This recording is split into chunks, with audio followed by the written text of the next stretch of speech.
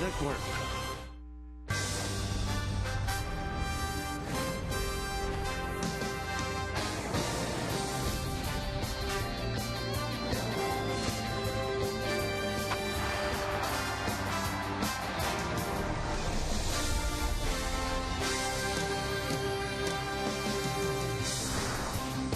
In Chicago, they call it the L.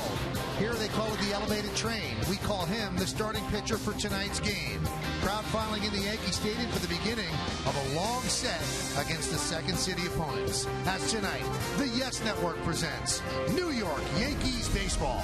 It's the New York Yankees against the Chicago White Sox in the first of four from Yankee Stadium in the Bronx. Hi, everybody, and welcome to Yankees baseball. We'll be joined momentarily by Al Leiter.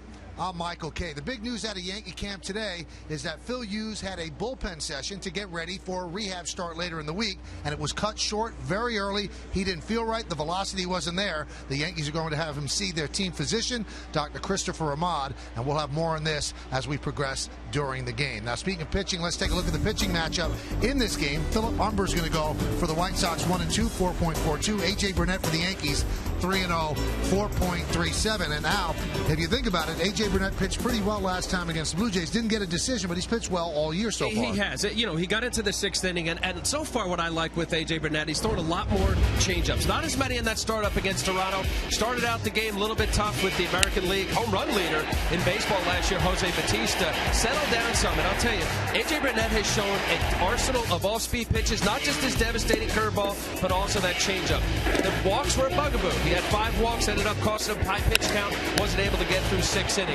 Watch early in the game for him to be throwing more off speed and also throwing more strikes. Let's take a look at what the pitchers have done so far for the Yankees. Sabathia picked up his first win over the weekend. A.J. Burnett 3-0. He's off to a good start. Phil Hughes, without the velocity, a very high ERA. Ivan Nova has struggled, but the last two guys, Garcia and Colon, they have been lights out. And Freddie Garcia, 6 shutout innings in each of his starts, and the only runs he's given up have been in relief.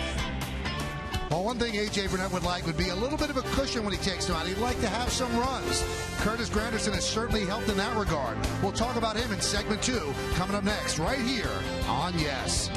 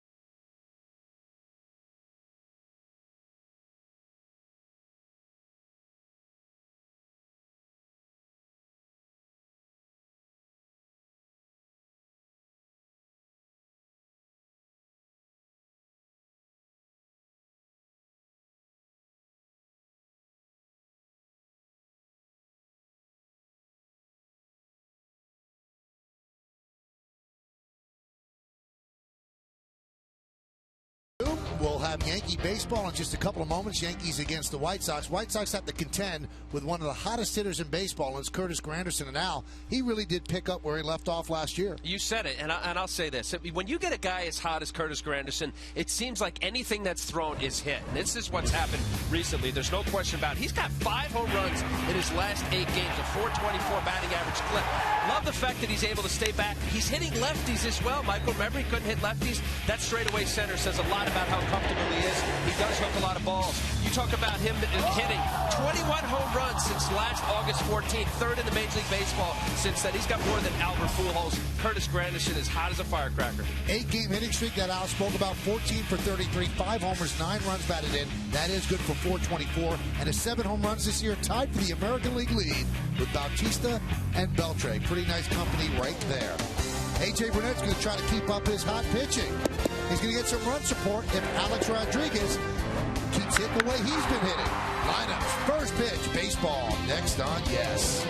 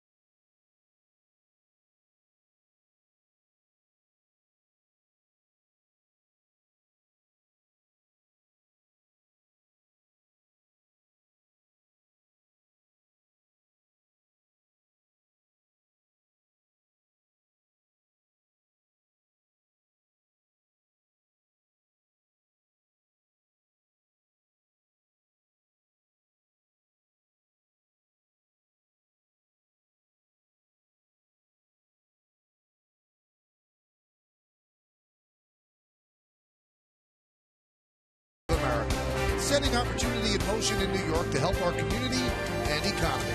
By the men's store at Lord & Taylor. And by ShopRite. You always save money at one place.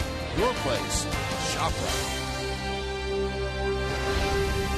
Beautiful evening for baseball here at Yankee Stadium. Crowd filing in. They've exchanged a lot of cards at home plate. Al, you look like you're ready. God, I saw that baseball. I said, let's do it. Oh, that's my line. Oh, that's your line, yeah. Well, let's do the weather first. How about that? Let's look at the game time weather presented by Bigelow Tea. And it seems beautiful right now, but who knows what lies beyond the radar.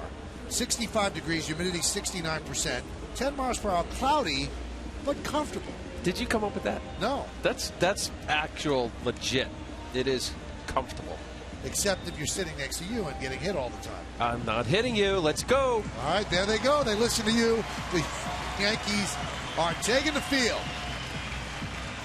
Yankees are the only team in baseball that has not lost 2 games in a row. The only one of 30 teams that has yet to have a 2-game losing streak, and they are in first place in the American League East. Well, let's take a look at the White Sox lineup that A.J. Burnett is going to face. And the White Sox, they are struggling. They've lost 10 of their last 11. They're just not hitting. Juan Pierre, the left fielder, will lead off. Alexi Ramirez, the shortstop, bats second. Batting third, playing right field, Carlos Quinn. Paul Konerko at first base cleans up. Batting fifth and DHing, Adam Dunn. Alex Rios in center field. He's going to bat sixth. Batting seventh and catching, A.J. Brzezinski. Gordon Beckham, the second baseman. He's going to bat eighth. Batting ninth and playing third base, Brent Morel. A.J. Burnett on the mound, 3-0. Coming off a pretty good start up in Toronto. Ended up getting a no decision, eventual extra inning loss that the Yankees took to Toronto. Respectable ERA. Hits to innings, close to 1-1. The walks, he had 5 walks up in Toronto. That was a bit of a problem. He ended up getting in a pitch count issue with that. Let's take a look at the Jeep pitcher scatter report. And I mentioned that quick outs. Every pitcher, of course, wants quick outs. Because of the pitch count, he wants to get deeper in the game like every single starter in baseball. That'll be an opportunity, especially early on. Quick outs means a lot when it gets that 5th, 6th inning. Change of heart, I mentioned it 2 starts ago. He threw 20-some changeups, less up in Toronto. And first pass, how about this, Michael? 212 batting average against first through the order. Tough pitcher. When his fastball, curveball combination's on and he's got that third pitch and changeup, tough to hit. Well, let's take a look at the Yankee defense behind A.J. It's brought to you by your Mercedes-Benz Tri-State dealer. Then the outfield, Gardner, Granderson, and Swisher. That's left to right. Infield, it's your standard Yankee infield. A-Rod, Jeter, Cano, and Teixeira. Third to first. Russell Martin again behind the plate. And Alan James Burnett is on the mound. Yankees just went 3-1 on their road trip. They split 2 in Toronto. And they took a rain-abbreviated 2-game set in Baltimore. They're now 4-0 against the Orioles so far this year. Yankees come in at 12-6, and the White Sox are 8-14, and a disappointment to say the least. Juan Pierre digs in. A.J. Burnett is ready. And as Al said earlier, let's do it here at Yankee Stadium. The right-hander deals. A strike, and we are underway. You talk about disappointment. You're right. They started off like a house on fire, ended up losing 10 of their last 11. They're 1-6 on this road trip, Michael. Met up a couple tough pitchers, but certainly the offense has not been there. The 0-1. There's a strike. 0-2. Pierre got off to a hot start, but he's cooled off considerably. He's at 243 now. He has to get on base to ignite this offense. And the 0-2. Nasty late breaking curveball. I'll tell you, Michael, you hear it often in the game, or at least once in a while. Juan Pierre, one of the hardest workers in the game, legitimate. This guy comes out early often. Got a chance to play with him in 2005 with the Marlins. Good guy. The 0-2. Now, in their last 13 games, the White Sox are hitting 192. They've scored just 32 runs. And I was talking to a couple of the White Sox broadcasters. There's Ozzie Guillen, their manager, and they said that in the series that they just came from in Detroit, they legitimately could have gotten no hit in every single one of the games. The 0-2. Ozzie Guillen said, quote, nothing works. Brad Penny had a no-hit denied based on a calling decision. Official scorer called a tough play to the third baseman's right. Brandon Inge ended up being a hit. Hey, you're going to get honest answers from Ozzie Guillen. There's no question about it. Sometimes he speaks a little bit more than I'm sure that the White Sox front office would like. Well, the White Sox are certainly into this because every single one of their players on the top step of the dugout. Here's an Ozzie quote after yesterday's loss to the Tigers. Nothing works. I'll keep plugging guys in and hope things come around. But now every day is like rewinding a movie and watching it again. The worst thing about being a coach in baseball or a manager is that you can only send 9 guys out and pray. You can't run plays like in basketball. You can't change your defense like in football. A 1-2. Dribbled slowly to second. And there's one away. You know, I got a chance to talk to Ozzie a little bit earlier, Michael. And, you know, he's a guy that'll say some things that'll upset some of his players because of his honesty. And he said, look, this isn't the time right now. We've hit rock bottom. I'm trying to be positive. I'm actually saying less. And because he speaks so often and outspoken, now they're saying, well, you know, have you lost the fire and you're not into it as much? Well, his hitting coach, Greg Walker's fallen under fire because the team is slumping. And Ozzie, who signed a 1-year contract extension through next year in January, he has also been criticized for this team underachieving. A team with a $125 million payroll, and they're just not playing well. Their worst start after 22 games in 10 years. The 0-1. Driven out into left center field. Granderson got a good jump and ran it down for the second out to retire Alexi Ramirez. Tonight's closed captioning brought to you by Verizon Wireless.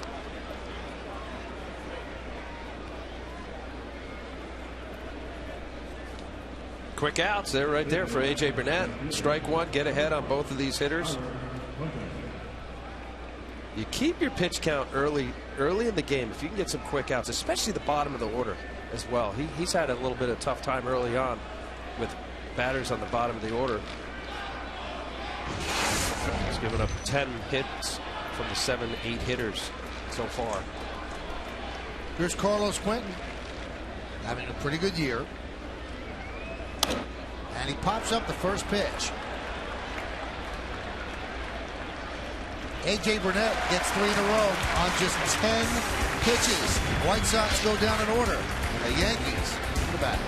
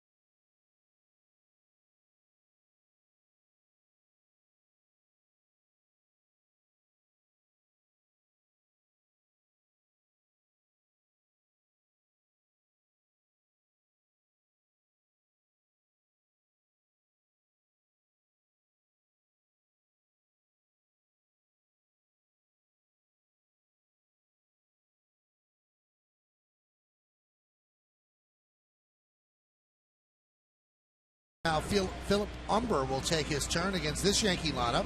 Yankee starting lineup presented by Lexus. The captain, the shortstop, Derek Jeter, 4 hits yesterday. He'll lead off. Curtis Granderson in center field will bat second. Batting third, playing first base, Mark Teixeira. Alex Rodriguez, the third baseman, cleans up. Batting fifth and playing second base, Robinson Cano. Nick Swisher in right field, he'll bat sixth. Number 7 hitter, DH Jorge Posada. Russell Martin will catch, he'll hit eighth. Batting ninth and playing left field, Brett Gardner. Big tall right-hander Philip Umber making his early start. He's getting an opportunity here with the White Sox, especially with Jake Peavy out. This would be his 4th start. See what he's done so far. His last start in Tampa went in the 6th inning, gave up 4 runs. 18 innings and 5 walks. He will throw strikes. 11 strikeouts in the 18 innings. Not much of a strikeout pitcher. Let's take a look at the Jeep pitcher scout report. Well, this is Arsenal. Fastball, curveball split. He's got a very good curveball. He relies on it. Velocity in the upper 80, low 90. What should have been? He was the 3rd overall pick by the New York Mets in 2004, and a lot of injuries and just didn't get it done. An opportunity knocks, I say right here. He's getting a chance here with the White Sox. They're giving him these starts, and he's hopefully for him, he's going to take advantage of it. Derek Jeter digs in, and he grounds one foul. Derek had 4 hits and 6 at-bats yesterday, and that's worth noting because the last time Derek had 4 hits in a game in April was 10 years ago. So that's different for him. A couple of them of the infield variety, but they are line drives in the box score.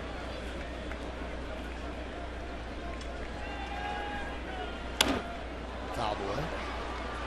You know, it's funny you mentioned that. Talking to Kevin Law, the Yankee hitting coach, and saying about his 4 hits, a couple of them were, little swinging bunts. He said, look, it's amazing when you have to look at a guy, and certainly Derek Jeter, we're talking about the year that he had last year, and batting 257 now, that every single at-bat, every swing is now scrutinized in a different way. He said he's had plenty of hits off the home plate or swinging bunts.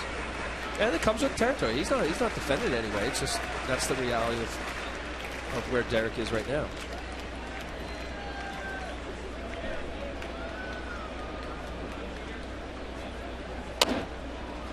Tried to pull that outside pitch, just fouled it off. Philip Umber, as Al said, went to Rice. Really had a great college career. He was coached by Wayne Graham, who was actually a third baseman for Casey Stengel on the 1964 Mets.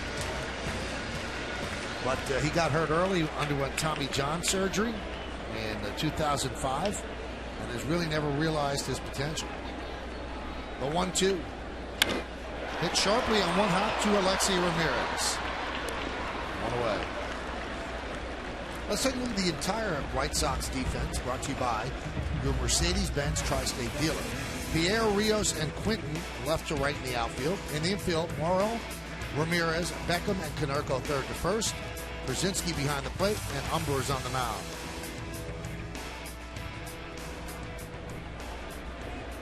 And here's the red-hot Curtis Granderson. 8-game hitting streak. He's 14 for his last 31. Count 1-0.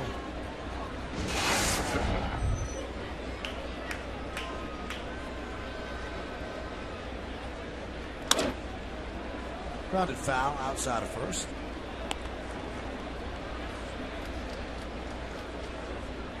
Yeah, look at Curtis Granderson. We talked about it in the open, Michael, how comfortable certain players are, how they get during the course of a season. Last year, April, if you remember, 221 batting average, struggled.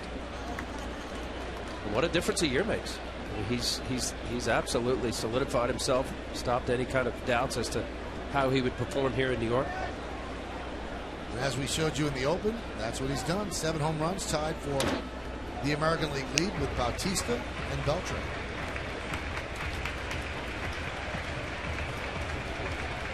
Now, Umber is a rare player that was drafted by both the Yankees and the Mets. Yankees drafted him in the 29th round in 2001. He decided to go to Rice. And then 3 years later, the Mets drafted him in the first round. I mean, what a shame, Michael. You said about the Tommy John. Boy, it seems like everybody, you get a Tommy John surgery. Look at the draft here. Matt Bush, number 1. Certainly Justin Verlander, great front-end pitcher. Jeff Neiman. Bill Hughes was number 23 in that draft. The 2-2. And you mentioned about, who was the Casey Stanger's third baseman? Wayne Graham. That career, no kidding, 35-8 while at Rice University.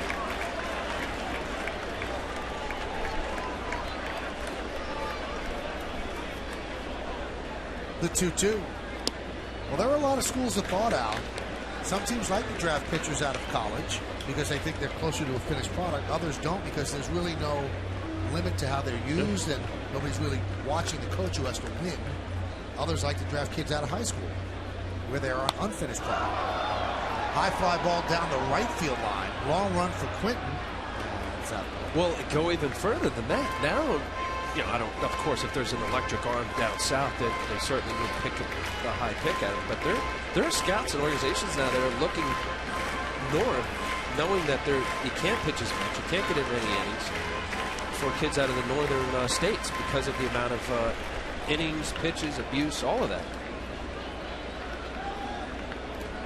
Another payoff to Granderson.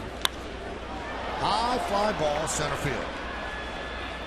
Alex Rios is there for the second out. IOTV offers incredible HD picture and sound.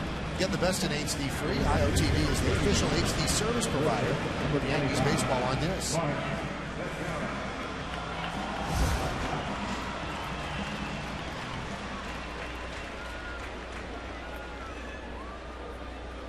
Here's Mark Teixeira against Umber.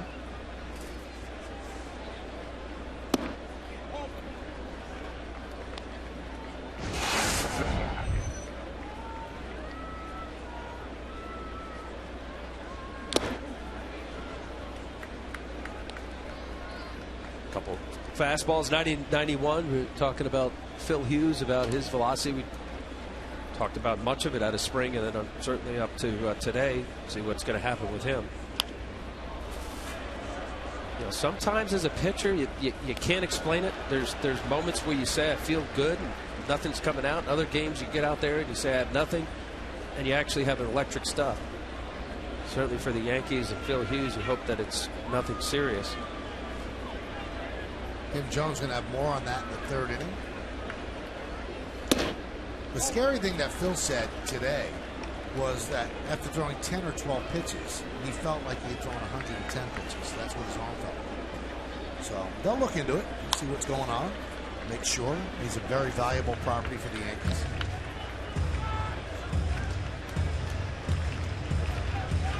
Count 2-2 on Teixeira. Teixeira is 9 for his last 27. Really swinging the bat well.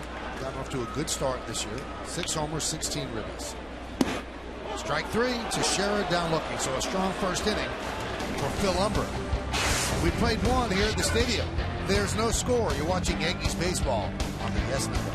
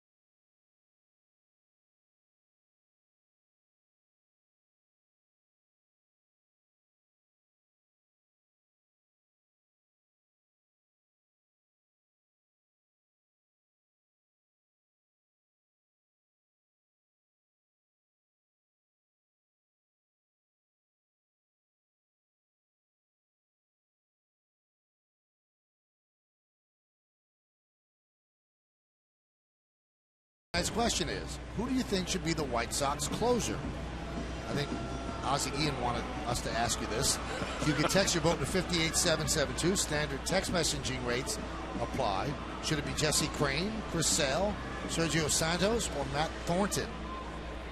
We'll find out how you vote a little bit later on. They let Bobby Jenks leave as a free agent, and he ended up signing with the Red Sox, and he's setting up there. Well, so far the bullpen has been a problem. Haven't had many save opportunities since this losing streak has been hitting them. Chris Sale, the young left-hander, they thought give it to Matt Thornton. Both have struggled.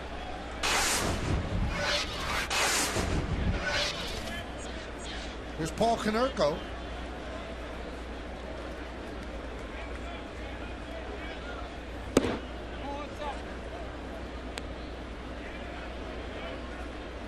Konerko re-signed with the White Sox, and he's gotten off to a nice start. He's a favorite of the White Sox owner, Jerry Reinsdorf.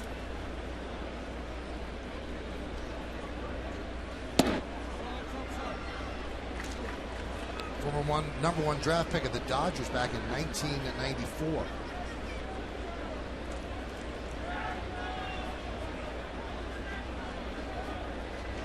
Should be. Every year, 20-plus home runs. Last year, 39 home runs, 111 RBIs. Consistent every year. High 20s, 30 home run production, 100 RBIs. You hear it often, a professional hitter. Well, you know what? This guy is that. Use the whole field. Seldom fooled. Solid hitter.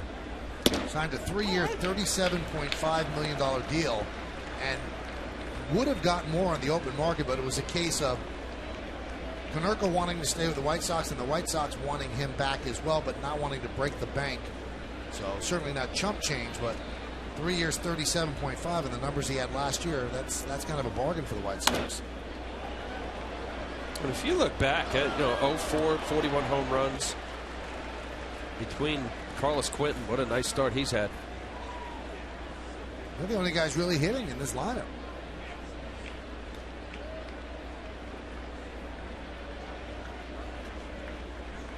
They've hit just 6 home runs in the last 9 games. Fouled away. They just don't score. They've had now 21 straight scoreless innings. That's pretty hard to do. Yeah, that's Even tough. to run into one.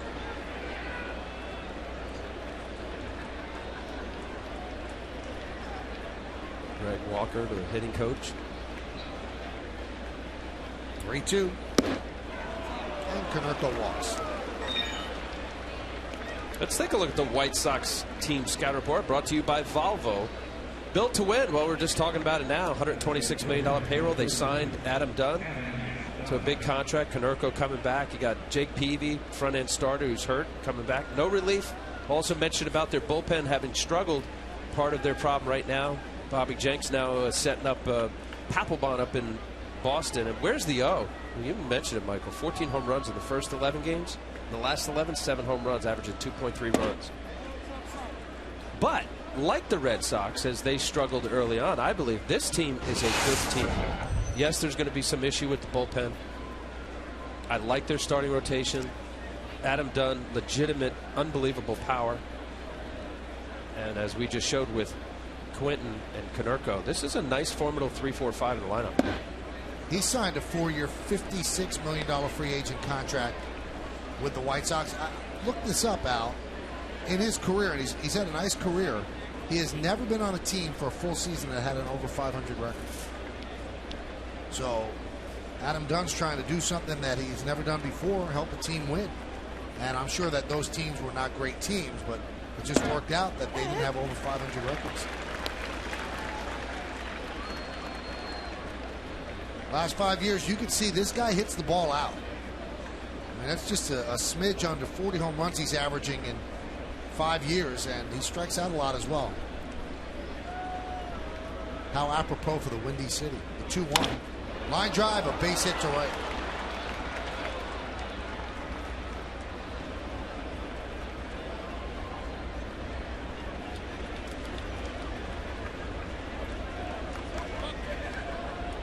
Well, he had quick 1-2-3 inning, 10 pitches. A.J. Burnett did. And then got behind 3-0 on Konerko, walks him. And then again behind on Adam Dunn. Look, when you face a team, there's no doubt about it. You respect and honor a major league player. Gets in the box. You know that they're quality players. But there's also times when you meet up with a lineup that isn't hot. And this is the time. And certainly you don't want to do them any favors by leadoff walks, getting behind in counts. I know it happens. But you know the whole know when someone's struggling, you go after it. Well, you want to go after Rios. He is 0 for his last 20. And that empowers a hitter. You know, you're struggling, you want to find something, whether it's a hard line drive out, a walk, you track 4 or 5 balls, you fouled off a couple tough pitches. You change the tide by letting the hitter get good counts. Now he's in a good count at 2-0. Now Russell Martin wants to talk to him. Now this is where things went wrong for AJ last year. A couple guys would get on base, he'd fall behind on the count, and it had a tendency to spiral out of control. This year he's learned to stop those innings before they got out of hand. Worked a lot with Larry Rothschild, the new pitching coach. Let's see how he navigates this. Well, Michael, I didn't see the game up in Toronto, but was here for a couple of his other starts. To have a third pitch does a lot. Just in this case right here, to believe in a 2-0 changeup, even when the guy struggled, he just saw 2 fastballs. So another swinging out of the zone. That's why right there why Alex Rios is struggling the way he is. You get that little keyhole, you find the spot, whatever that happy zone is. If it's not there, you take it. I know it's easier said than done, a 93-mile-an-hour fastball, but that's a sign of a guy struggling. But that third pitch, Michael, you trust it, and you can get a lot of outs, and you believe in it, as he did. There's a strike, count 2-2. And there's comfort in that when of course you get behind as a pitcher. And either way, that's the ebb and flow of a hitter.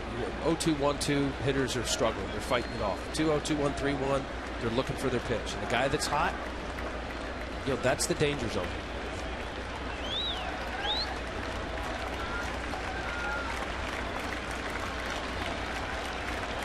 Two-two. Driven to center field. Granderson is there. He'll make the catch. Tagging is Konerko, but he just draws the throw. So Rios now 0 for his last 21. But Rios, a guy, many major league hitters will change their swing. He's dropped his hands real low, almost Roy White used to hold his hands, long-time Yankee, and then moves his hands up, trying different things. Looked like he had a pitch to drive, just wasn't able to get it.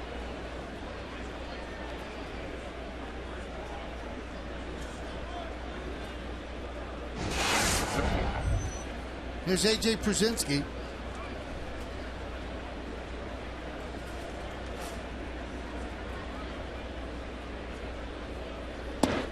And a strike.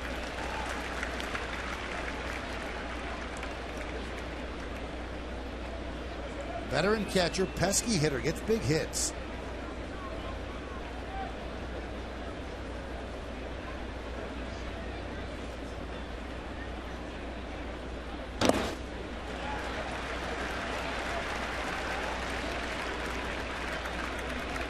Only 2 strikeouts in 75 plate appearances this year, and he's down 0-2 in the count. Good. Has always been a very good fastball hitter, especially low down at end zone. But that right there, that tells me he's a very good 2-strike hitter. Obviously, puts the ball in play, shortens up his swing, looks to go the other way. The 0-2. Breaking ball. He goes around. There's a 3rd strikeout. And Przinsky raises his hand toward Jerry Davis. He cannot believe that Davis punched him out.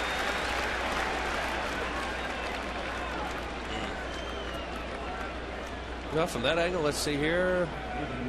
I've seen worse than that. That looked like he checked it.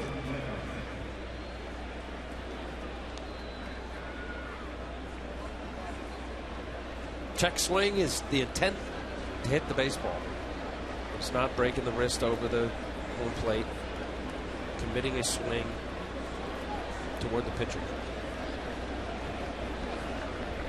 Well, that puts you into a little verbal puzzle, though. I mean, every time you start to swing, you have an intent to hit the baseball. Thank you. So you'll never check your swing. There should always be a check swing. Right. Or it shouldn't be. The checks. First of all, there isn't a rule to define a check swing. It is totally subjective to the umpire. When you talk about breaking the wrist or the barrel going out in front of home plate, there really isn't a defined rule for it. Hits to Beckham, is a strike, 1-1. Beckham also struggling. 1 for his last 16, 2 for his last 30, 5 for his last 46. Started off hot, but look what he's done the last 11 games. And you can say that up and down this White Sox lineup. 1-1. Breaking ball just missed inside.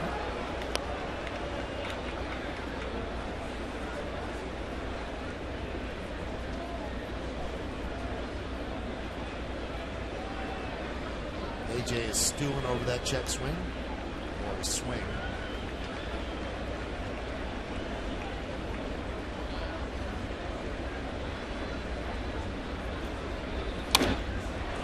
Now the count 2-2. Good fastball by Burnett today, 94 miles an hour consistently. Mentioned Gordon Beckham, #1 pick out of the University of Georgia as a shortstop. Now moving to second base, 8th overall, 2008. Konerko leads off second, Dunn off first. Shattered bat. Foul ball.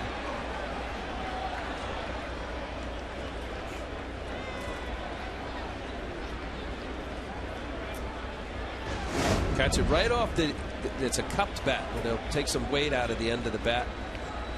And when you hit it off the end of the bat, that whole top part of the barrel will peel off. Fooled out in front of that curveball.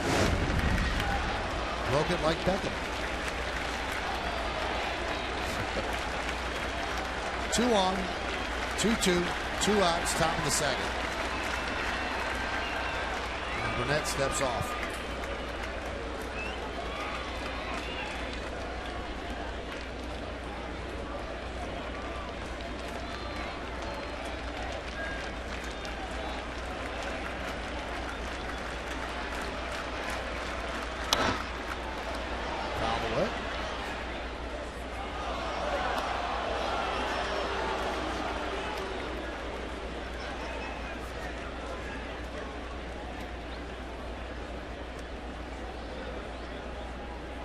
You still got that bottom lip out, you know, like pouting. You tell one of your kids, you know, you can't do that. AJ Pierzynski is always has shown a lot of emotion. The 2-2. Well, that's going to release the runners now. 3-2 with 2 outs.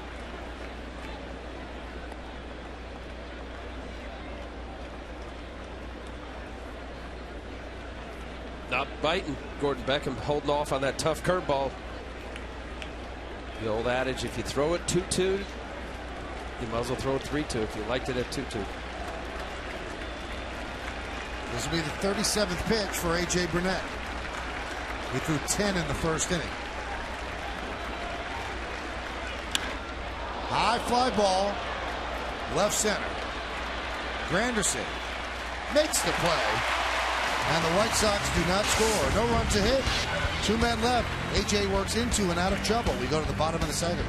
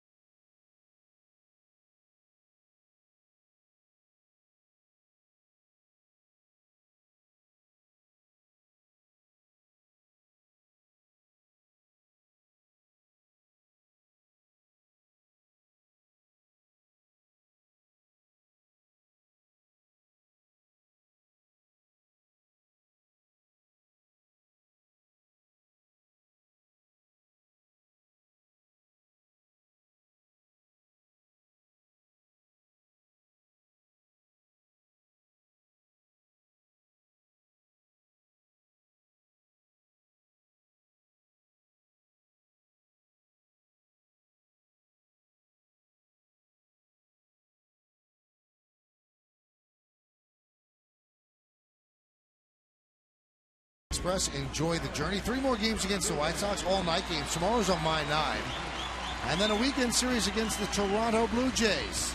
Friday, Saturday, and Sunday, all different times there. Then the Yankees hit the road. 4 against the Tigers in Detroit. And then 3 against the Rangers in Texas. All of those games will be on Yes.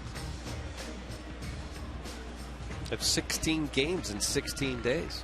This is the 3rd of that streak. Here's Alex Rodriguez.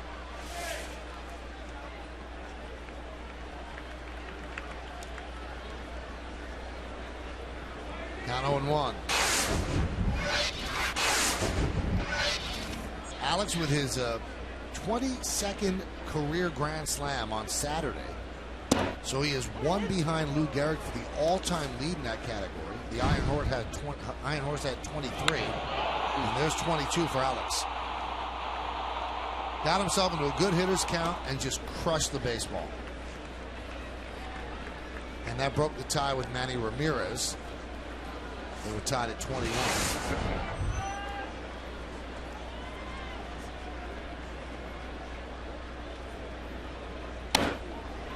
Stayed with a breaking ball and fouled it back. Well, haven't been around Alex doing this TV stuff and also haven't been able to play with him in 05.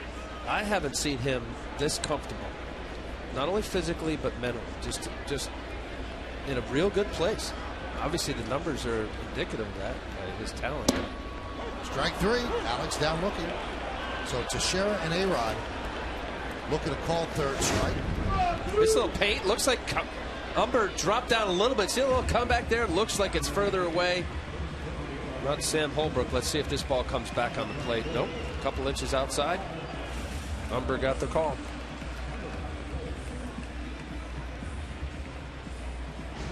You know, when I see that, these hitters, they know exactly whether it's on the plate or not. As often as they see so many pitches in the major leagues, great plate recognition. Here's Cano, 13-game hitting streak.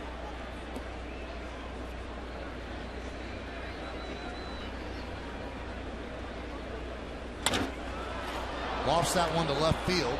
Juan Pierre on the run for the second out.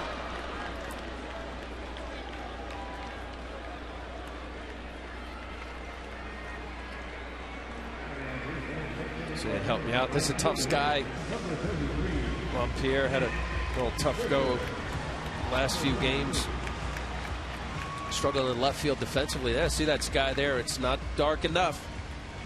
But yet that somewhat white baseball, it's all rubbed up with some mud. It's hard to see in the twilight. Here's Nick Swisher. Nick's been struggling, especially from this side of the plate. 2 hits in his last 26 at bats. And he's hitting .234. Still looking for his first home run. Now 1-1.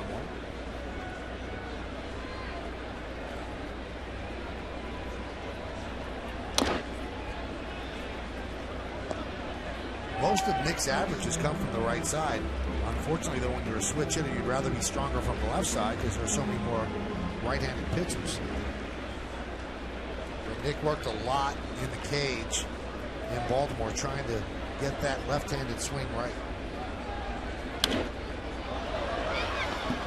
You know, that's tough when you mention that. You know, guys that are switch hitters and they're trying to find a stroke. Right now, Swisher's struggling from the left side.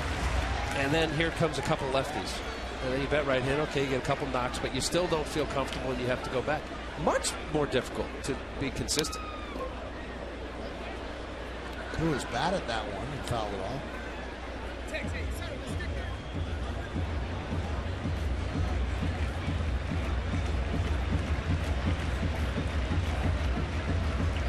Fighting off the 2 strikes. Big curveball from Phil Umber. Nick's always had such a very good eye, knowing balls and strikes, not afraid to take his walks.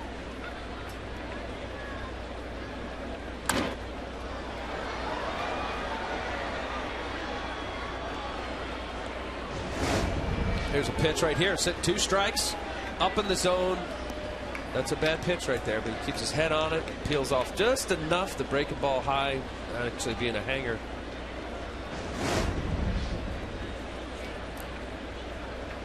One, two. Missed with that one. Count 2-2. First changeup from Philip Humber.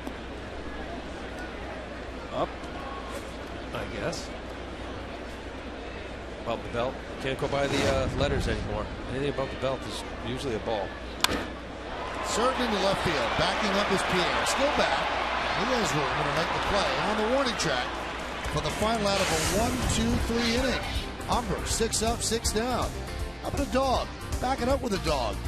We go to the third.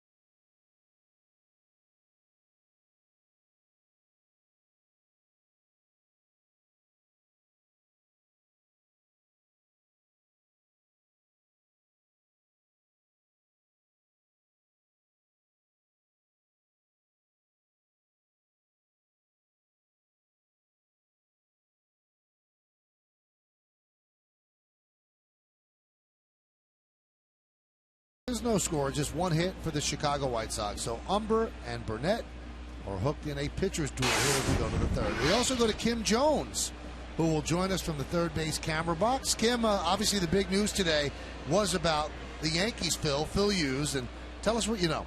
Well, Michael, after Saturday's long toss and bullpen work, Phil Hughes was so encouraged. He was looking ahead to a first rehab start this coming Thursday. All that stood in the way was today's bullpen. Unfortunately, that bullpen did not go well. As Morel grounds out to third, what went wrong, though?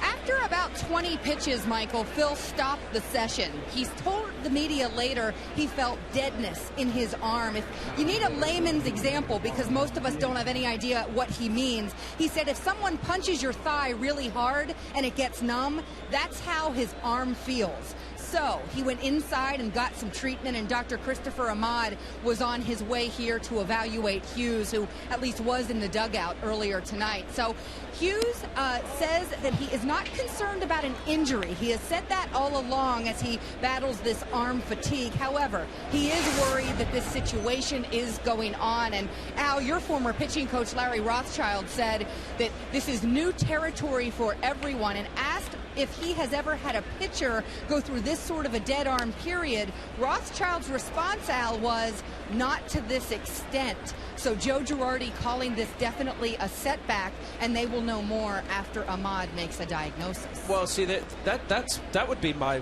concern, or wait for that, because look, every pitcher has soreness, Kim, as you know, being around and doing plenty of interviews. You know, to have soreness this long, that's what Larry Rothschild's talking about. And yes, but he doesn't really have soreness, Al. He has a dead arm. I don't think there's a pain or a soreness. All right, well, dead arm to me was soreness. And he mentioned Larry did to you, Kim, about punching in the leg, or did Phil Hughes say that? Phil Hughes. Yeah, Phil Hughes. I say that a dead arm to me was as if you punch somebody in the arm and you have that soreness of like a bruise. A drag bunt by Pierre and played beautifully by Teixeira and Cano. Nice play. You have to be on the alert with Juan Pierre. He will bunt, normally lay down a bunt to the left side. Tried to see if they could get Teixeira. Look how close Teixeira was. This is a dead-end bunt. A great play by a Gold Glove first baseman. Nice for Cano to be able to get over there as quickly as he did. Nice play. So, Kim, what concerned me is that Joe Girardi, who usually plays it very close to the vest, said that he's concerned. He did say that, Michael, and when I asked him how the bullpen went, his first 2 words were not good. So Joe didn't mince words today. This is definitely a setback, as Girardi mentioned, and again, we'll await further word, but certainly disappointment that Phil Hughes would have this kind of a setback today. Now, a setback yesterday was Mariano Rivera blowing his 2nd straight game. He threw 33 pitches, 31 in the 9th inning. Is he available tonight? Well, you know, Michael, I talked about this with Bob and Jack on the pregame, and at that point, the information was that Joe wouldn't necessarily stay away from Mariano because he had had so much rest leading up to yesterday's outing. I've since learned the Yankees will try very hard to stay away from Mariano. Circumstances could change, but they will try to stay away from their closer. The good news is Rafael Soriano, who was not available the last 2 days with some back tightness, told the manager today he's good to go. So Joe Girardi does believe he has Soriano available. Good stuff, Kim. We'll hear from you a little bit later on. Thank you, Michael and Al. That's Kim Jones. We'll hear from her on the post-game show with Bob Lorenz and Jack Curry. 2-1 count on Alexei Ramirez, and he tries to bunt, bunts it right back to A.J. Burnett, takes his time and makes the play. And you can see the White Sox are absolutely desperate to get on base. 2 straight guys try to bunt. They give A.J. Burnett a 9-pitch, 1-2-3 inning.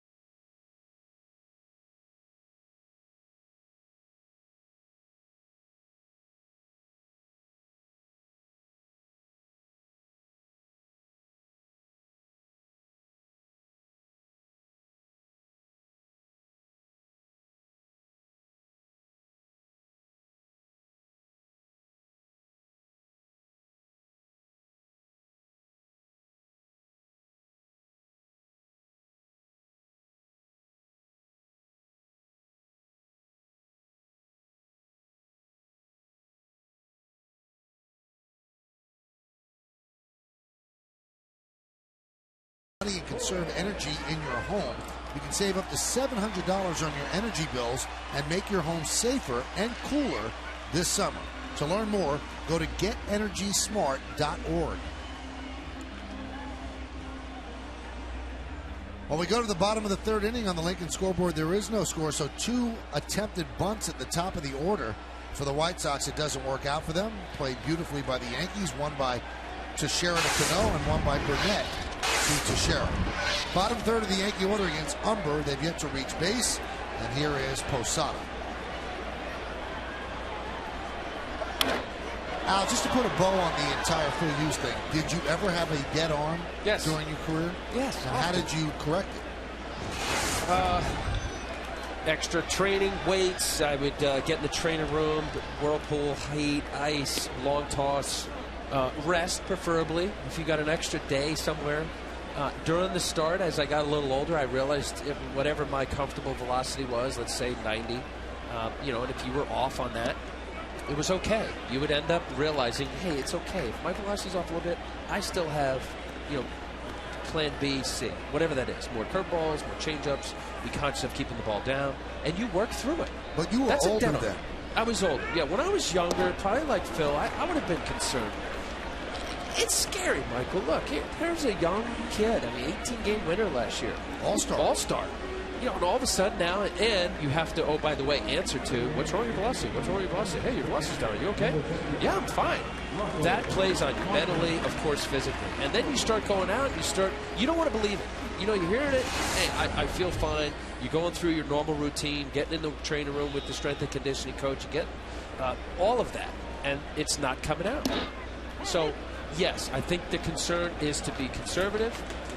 If it means to put him on the DL and really figure it out, give him extensive time off for him to get it back, because there's no, if you're telling me there is anything wrong with him and he dropped consistently 3 miles an hour, that's not normal, which is what it's been. Last year we had this pitch FX stuff, right? He was averaging 92 and change, and this year's been higher, yeah, almost 93, touched some 96s, and this year he's been right at 90. So get it right. If it's a matter of him, whatever they have to do to get him mentally and physically where he needs to be. It's a big part of this rotation. Very high ceiling on Phil Hughes. He's a high commodity for the Yankees. He's a homegrown pitcher that a lot of teams have asked for in trades, and the Yankees held off and paid off for them last year when he made the All-Star team and won 18 games. Count 0-2 on Russell Martin. Russell 13 for his last 36. He's been red hot. Check swing.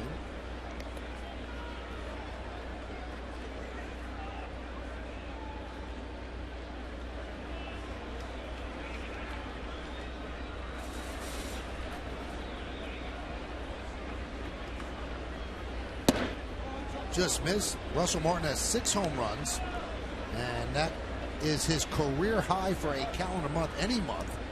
His previous high was 5 homers in August of 2007.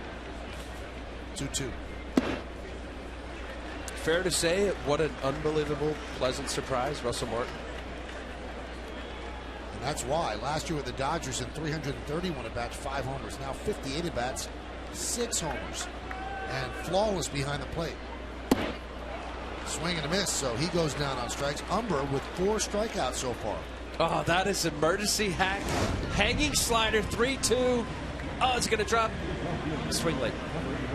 That's a middle. You throw that pitch and get a 2-0, 2-1, 3-2 count. A little bit of a 2-strike approach, protecting. Got away with a hanging slider.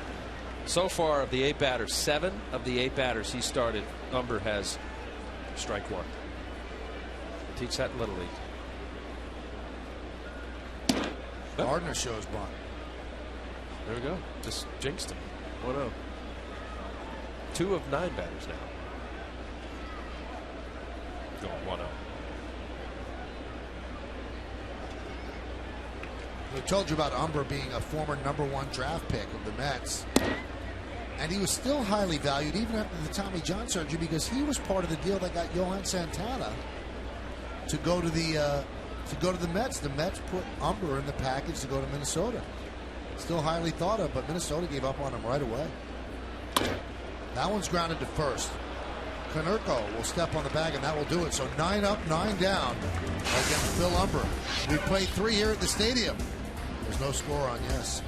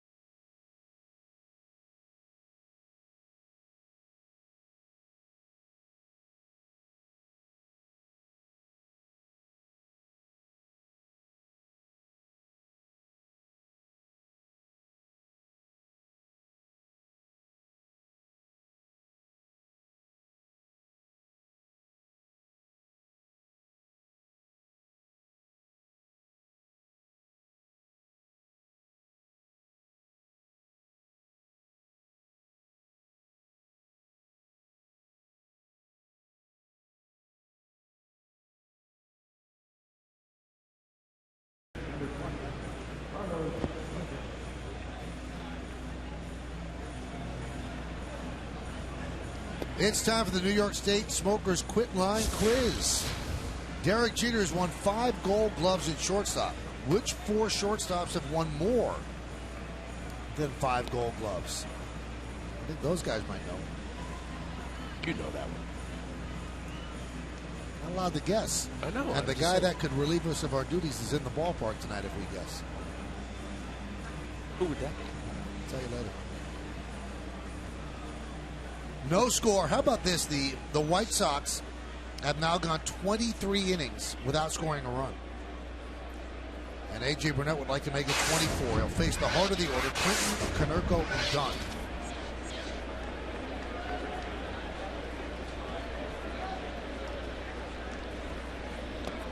Breaking ball, 1-0.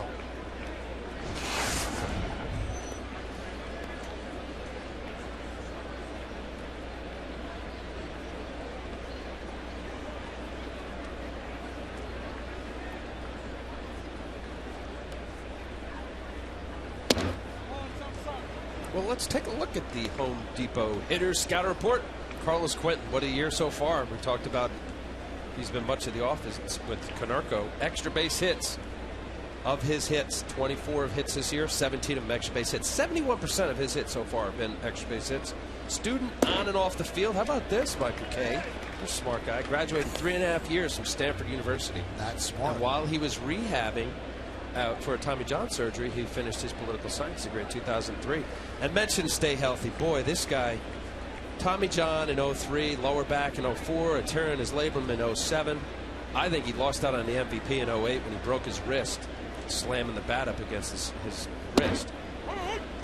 Has had a plethora of injuries that has really cost him, I think, maybe not superstar, but certainly one of the better players in the game. Leads the American League with 17 extra base hits. So he graduated from Stanford in 3.5 years. Piker. Mike Messina did it in 3 years. Same school. Is that right? Oh, yeah. That one is lined to center field. Granderson took a step back, now tries to come in, and the ball gets by him. Backing him up is Gardner, and that'll hold Quinton to a double.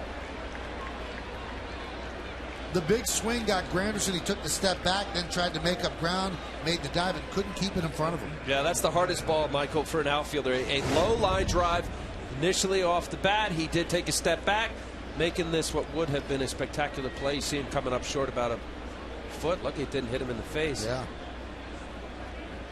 That little low liner, some top spin to it. It looks like it's got trajectory to go over your head. Cost him a hit, cost him a double. 12 doubles on the year now for Carlos Quentin. 18 extra base hits now.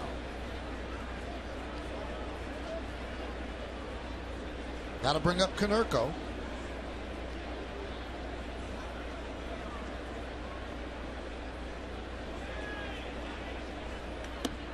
Buzzed him with a fastball upstairs. 48% of his career hits have been extra base hits. That's the 4th highest percentage amongst active players. The other one's Branyan, Dunn, and Ortiz. And some ducks on the pond. That's the RBI machine.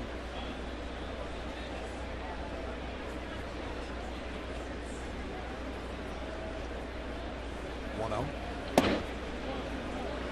2-0. Pitch carefully to Konerko here. You have first base open. But then the flip side is you don't want to put another runner on base for Dunn who could hit a home run. Yeah, especially here at the stadium, Michael. Big left-hander. Short porch right field. Staying away from him. The count now 3-0. Almost looks that way, doesn't it? Pitching around in here with nobody out. You get behind, and certainly Konerko, any middle of the lineup hitter, that 4th there tonight. You want to make sure you make that pitcher's pitch, and before you know it, you're 3-0. Fastball right there, assuming that Konerko would take, and the count 3-1. Dunn lifetime 214. And this is early for matchups if you're thinking as for A.J. Burnett. You just want to get outs. A lifetime Konerko 308, 4 for 13, 2 home runs coming into tonight's game. He did walk in his first at bat.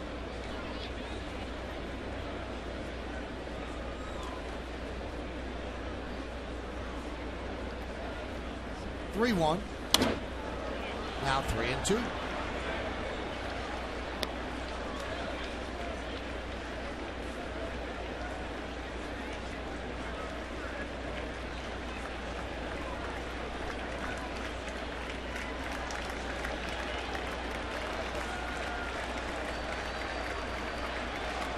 Quinton leads off second. Nobody out, full count. And the payoff from Burnett.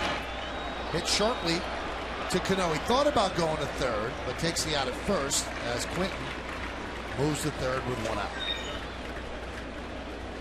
The ball was hit so sharply to Cano, he did give it a long thought. Well, anything to the right side, even this is a one-hopper to Robinson Cano's strong arm. Right decision there. Make sure you get the out right off the bat. Hey, ground ball to the right side, base runner second base, you're trying to advance to third base.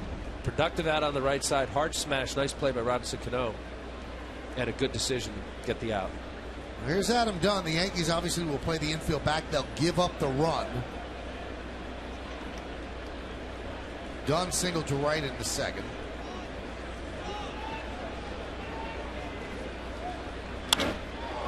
There's a ground ball right to Jeter. That's going to score a run, and that breaks the streak of 23 1/3 scoreless innings by the White Sox. They lead 1-0. Well, another hard hit ball, but the Yankee defense right in the proper shift. Look where he's playing, a little bit to the right side of second base, right past hot smash AJ Burnett. Derek Jeter getting easy out.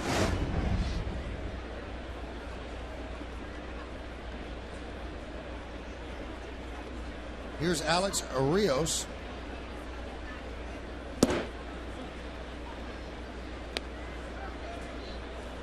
Rios 0 for 21 and 1 for his last 25.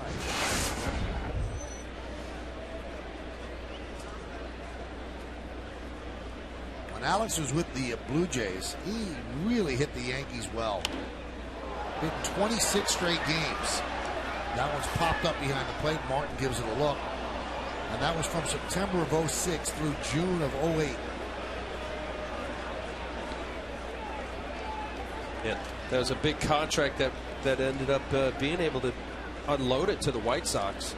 The Toronto Blue Jays was able to do so. Everybody felt that was terrific for him to be able to do that. Well, what the Blue Jays did was they put him on waivers. That's right. And Kenny Williams, the GM of the White Sox, claimed him just to block him. And the Blue Jays said, here, you got him, and you got the whole contract, too. I'm going to lower his hands there. We'll take another look at that. You know, you get a guy struggling as we're showing his statistics, but to start this low, and now watch, he's going to end up loading, which is to get his hand in hitting position. That's a lot of movement for a guy who is struggling. Normally you see somebody who try to simplify their swing. And the flip side of that is say, hey, look, you know, this is the way I've done it. I'm comfortable. When I'm hot, I hit like this, and I'm going to stay with it. As a pitcher, when I look at this, I say he's got a lot of movement, and he's probably laid on some fastballs. Got straight back here.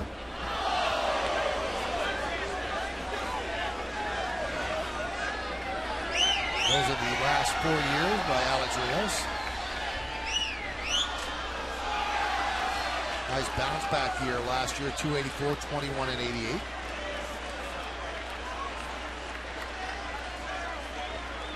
Three-two. Ground ball to short. Jeter, and a nice scoop on the backhand by Mark Teixeira. Well, the White Sox get one run. It's not exactly a great haul for them, but when you don't score, it's pretty good.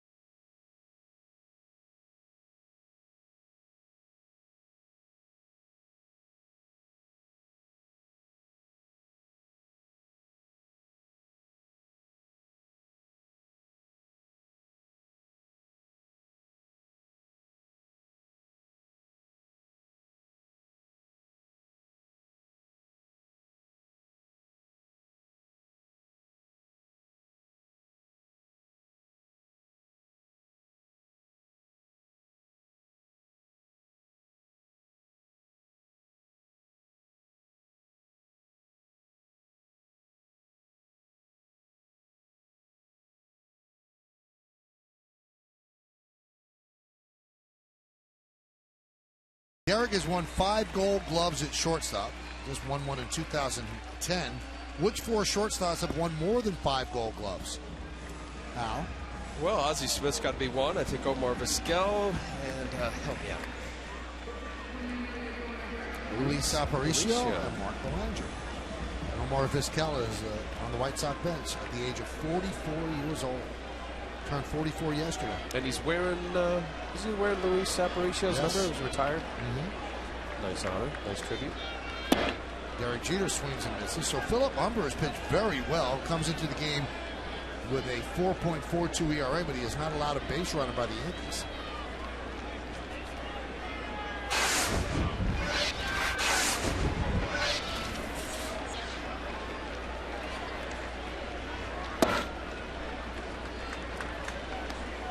So Carlos Quentin scores a run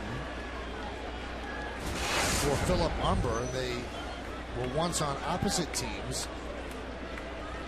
Quentin's Stanford team lost the 2003 College World Series to Humber's Rice team. And now he is here trying to have Humber win the game. We tie it all together. Was he Lance Berkman? No, Lance is older than him. Of course he is. That one's driven to right field. Quentin is there, and he runs it down. Ball hit hard by Jeter, but Quentin ran it down for the first out. Well, this is second time around now, and the Yankee hitter is such a veteran group. There's no history with Phil Humber and the Yankees. And, you know, normally you'd like to, as a hitter, that I've always felt the more at bats you get to see release point, you know the breaking ball, you know what pitches they like to go to, which side of the plate they have strengths and weaknesses are.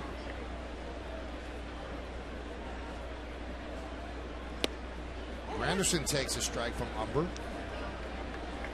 So it becomes more of a fact-finding mission that first go-round with a pitcher you haven't seen.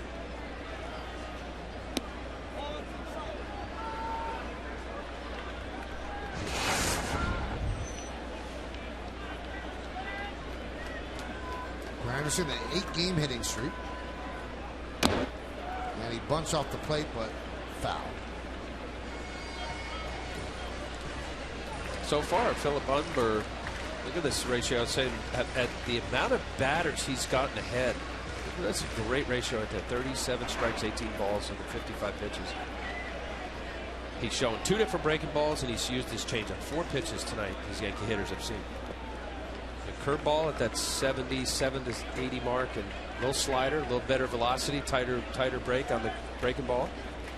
2 types of off-speed pitches, and then the changeup. Fastball not overpowering. We've seen 90, 91.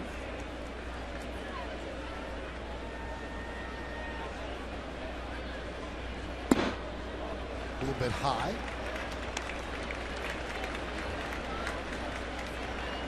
And the count is full at 3-2. And the pitch. He walked him. So there's the Yankees' first base runner.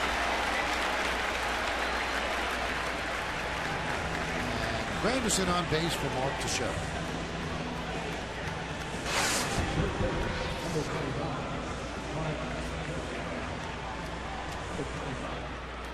Teixeira struck out looking in the first inning. Humber with 4 strikeouts so far. White Sox shift for Teixeira. Alexei Ramirez up the middle. Now a step or 2 toward the shortstop side of the bag.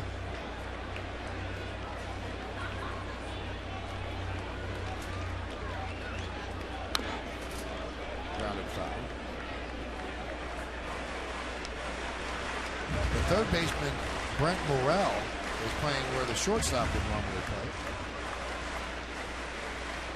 Maybe a shade toward the hole.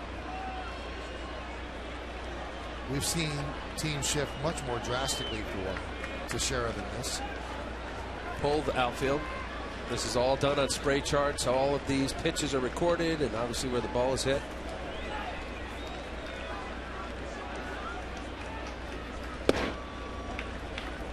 Count 1-1.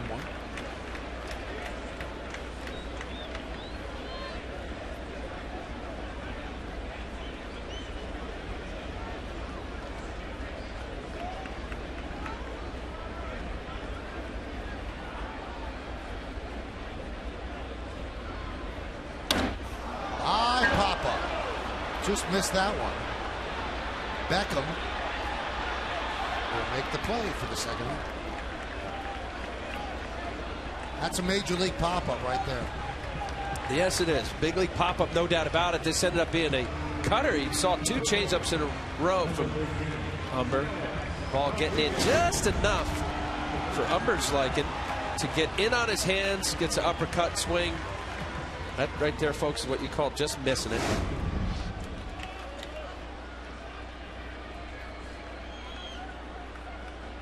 Wind kicking up here at the stadium.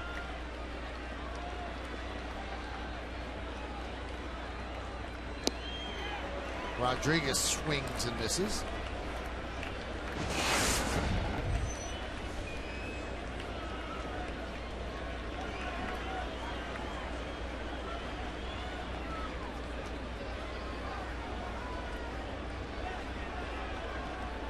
Runner goes. Throw to second. Not in time. Good throw. But Granderson just got in. Well, let's see, kind of not a huge lead, decent jump. Brzezinski, 12 of 13, the success rate for Major League base runners so far. Good release, good throw. Bang, bang play.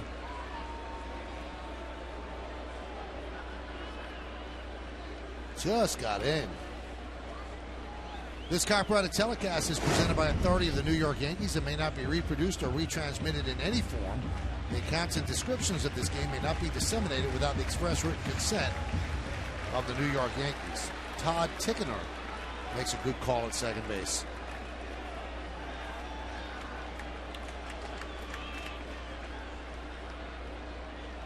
And the 0-2. Lofted into right center field and deep. Giving chase is Quinton on the run. He'll make the play for the final out of the inning. No runs, no hits, no errors, and one man left on base. We played 4 at the stadium. White Sox lead the Yankees 1-0.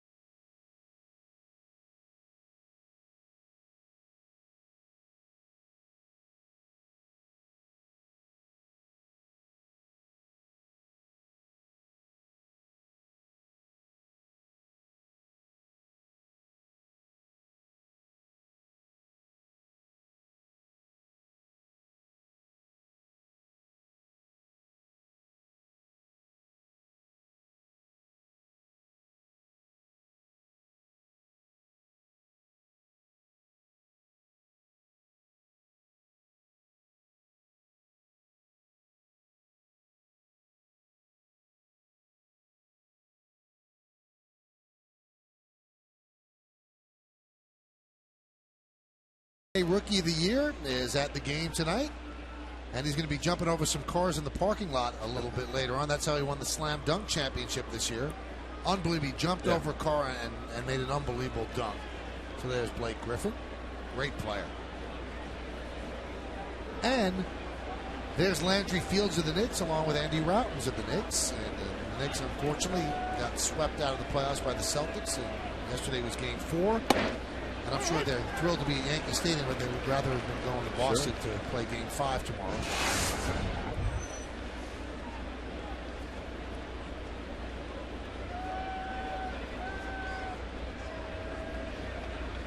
And the 0-1. Brzezinski fouls it off. 0-2. You ever play any basketball, Al? I did. In high school? Yes. Were you good? No. After my freshman year, the varsity basketball coach, who was also the defensive back coach on the football team, came out and said, Al, don't go out for basketball next year. I don't want to have to cut you. Wow. Yeah, yeah. See, but that shouldn't have stopped you. There's a ground ball to second. Cano gobbles it up because Michael Jordan was cut as a freshman off his high school team. He was. I know. Al Leiter, Michael Jordan. For all you kids out there, don't get discouraged.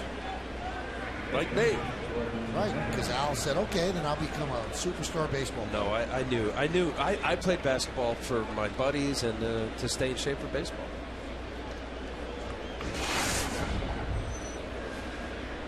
Here's Gordon Beckham.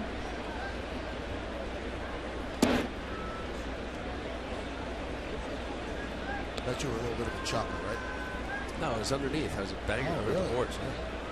68 pitches for Burnett. That's how it breaks down. He had that 27 pitch second inning. The 1-0. There's a strike.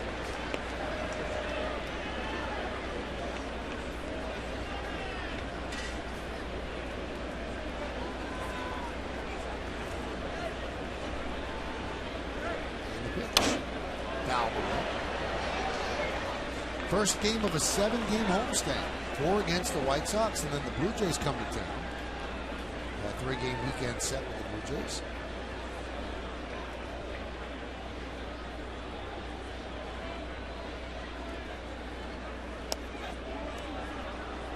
And the count 2-2.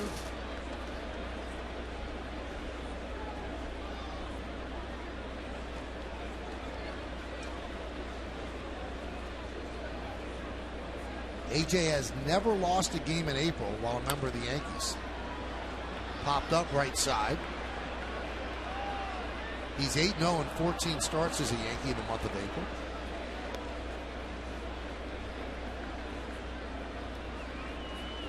There are the numbers, and he's going to get another April start. I would assume that he would pitch on Saturday.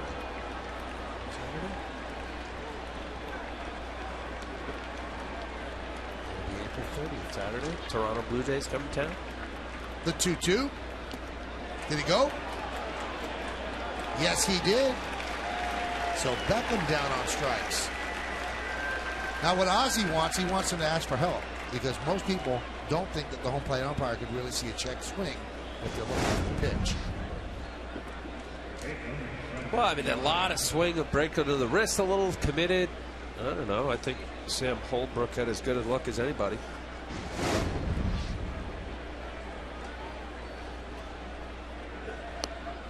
I'll just re-quote our colleague Paul O'Neill, who said you have to check every time there's a check swing with the base umpire.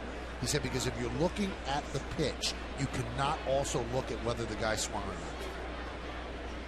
Okay, but I'll then say if out of the hand it's a curveball down and away in the dirt and you know you're going to call it a ball probably 45 feet to home plate, you don't have to see where the ball's ending up because you're going to call it a ball anyway.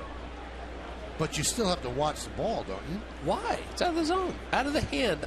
As good as hitters have plate recognition, umpires are better. Swing and a miss. Now, if it's close, I'm going to agree with Paul. If it's an inch or two off the plate and they're not sure, the umpire has to track it all the way. And you can't see both. I agree with that. But a pitch like that, that's a 59-foot curveball away.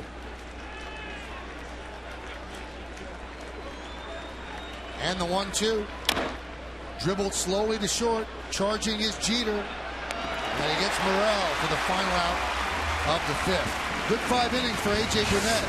We are halfway through. White Sox up by 1.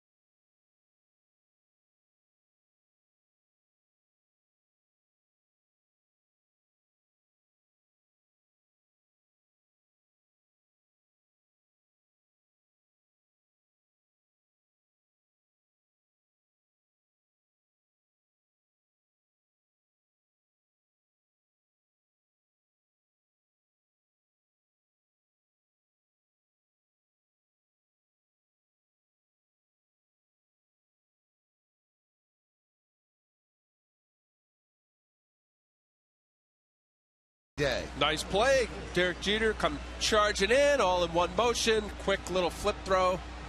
Nice play from Teixeira, staying on the bag. GE partner play. 1-0. White Sox over the Yankees. It'll be Cano, Swisher, and Posada.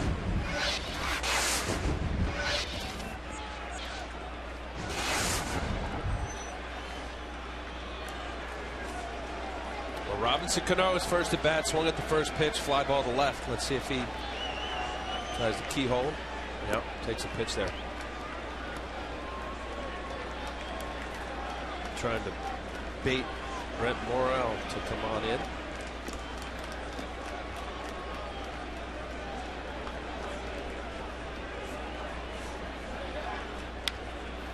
Got into first. There's one away.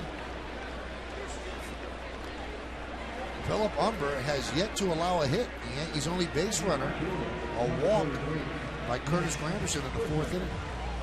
Well, this right here is exceeding, talking to a lot of the people who cover the White Sox and around the team. They said he's done a nice job, but with this Yankee lineup and his inexperience and basically lack of overall success, he's doing exceeding expectation, I think, right now. He's pitching a heck of a ball game.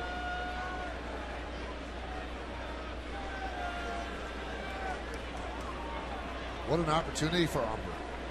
Keep pitching like this, they'll find starts for you. That was fouled away off the bat of Swisher. Swisher, deep fly ball to left in the 2nd inning.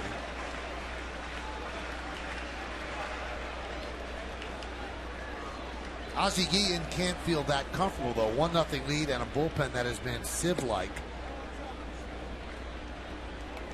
So he'd like to get some more runs against A.J. Burnett.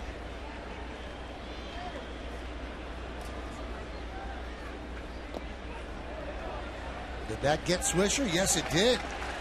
So Nick will get on after getting hit by a pitch.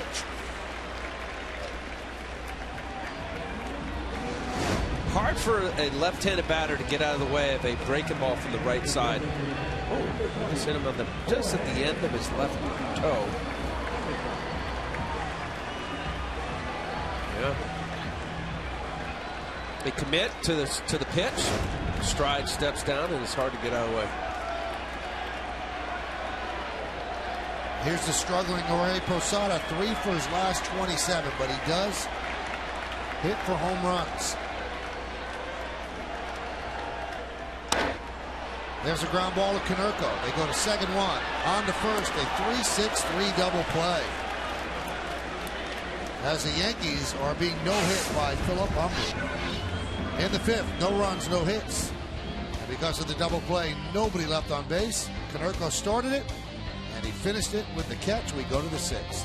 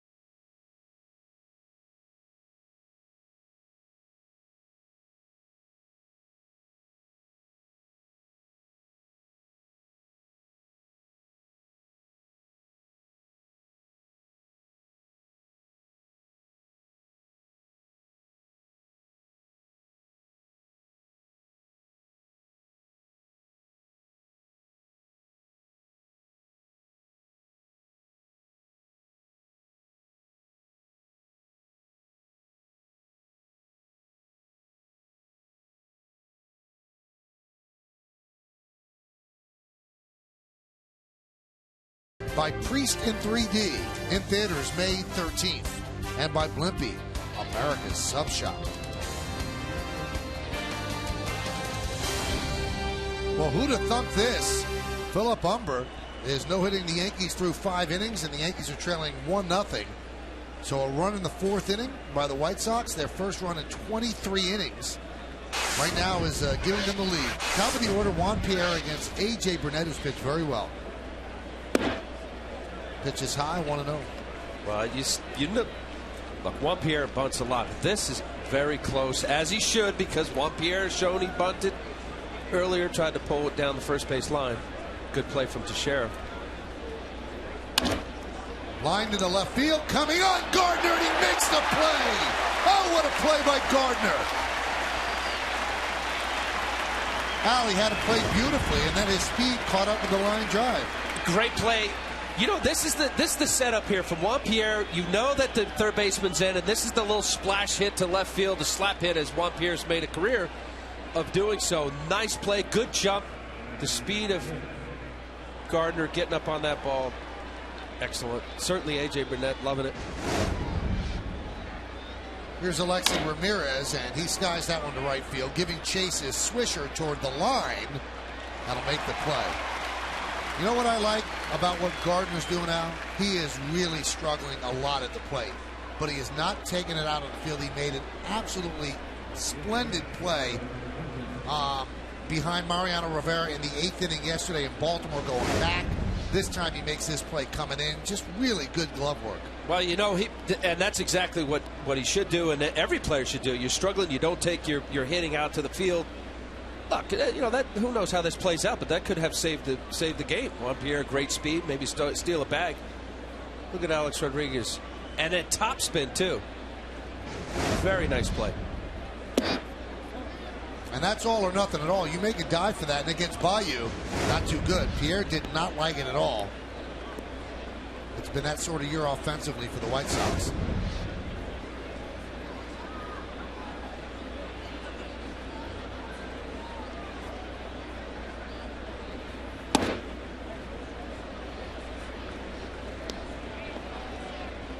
Right here, you get 2 quick outs. Ramirez doing AJ a favor, swinging at the first pitch.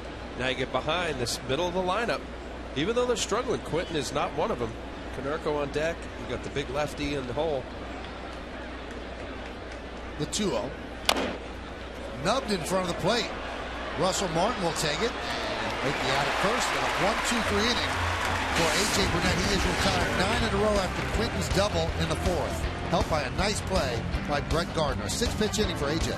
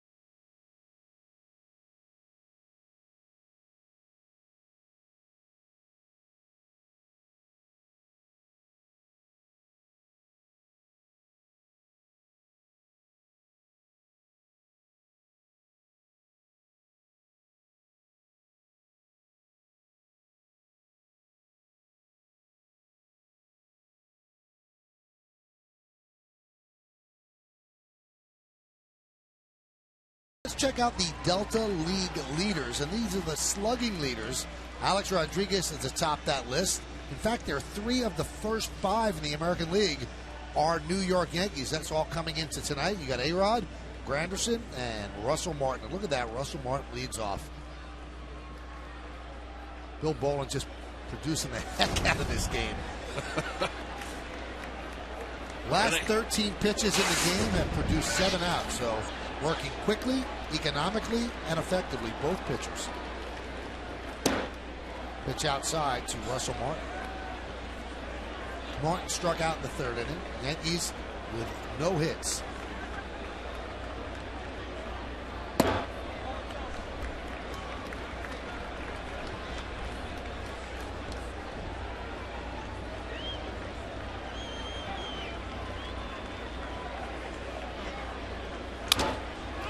Grounded to short. Ramirez. 1 out. We talked about Brett Gardner, who's coming up to the plate with 1 out, and what he has done defensively yesterday against Luke Scott with 2 outs in the 8th inning, covering a lot of ground and hauling it in. And Mariano likes what he sees tonight off the bat of Juan Pierre. Got a good jump, forward dive, and another fist pump from the pitcher. And the jump is really 90% of it. You see an outfielder get the great jump. Now with the combination of his speed, can catch an awful lot of balls that are hanging up in the air. There's a strike to Gardner. Gardner 2 for his last 15. Protected against the bunt.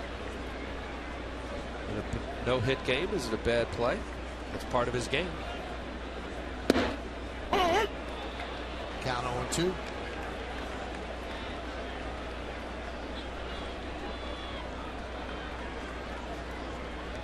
Zeros across for the Yankees, 1, 2, and 0 for the White Sox. So Philip Humber pitching a no-hitter. The 0-2. Grounded foul.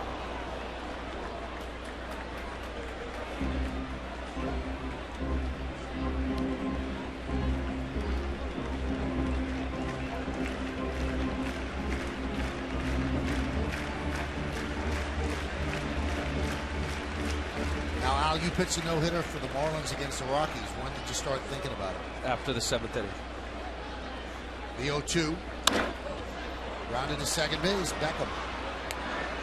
2 outs. Well, and I say that because it's even winded up this way. In my no-hitter, I had 2 walks.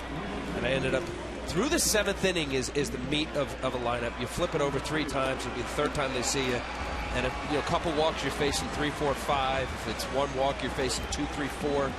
Obviously, the meat of any offensive lineup.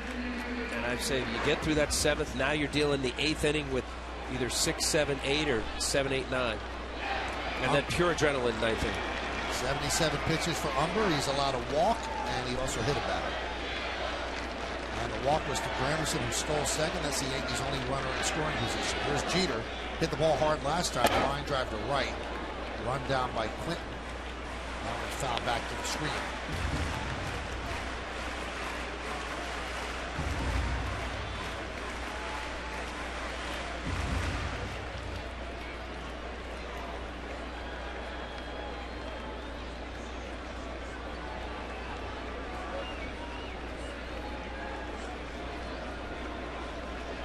And the 0-1. Grounded to 3rd. Grabbed there by Morel, and that'll do it. A 1-2-3 inning on 9 pitches by Philip Humber. Let's take it to the 7th. It's 1-0 Chicago.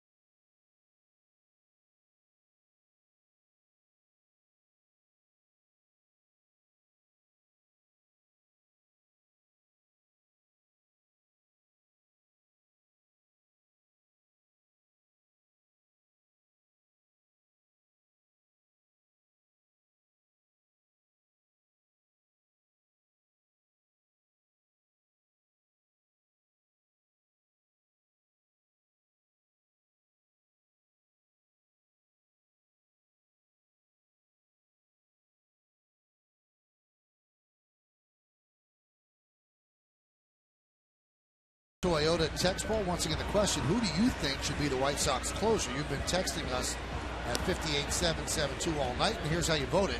Very close vote, so nobody really has a strong opinion. Sergio Santos wins with 29%, then Jesse Crane 27, Thornton 24, Chris Sale 20. That's the way Ozzie Guillen feels as well. Cadillac scoreboard has the White Sox leading 1-0. So AJ Burnett has pitched beautifully. Unfortunately for him, Philip Humber has pitched better.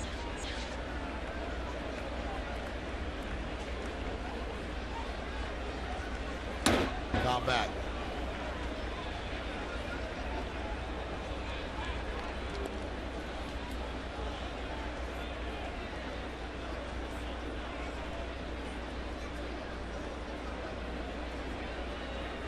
Four, 5, and 6 in the White Sox order, starting with Konerko, a walk and a ground ball to second for Konerko.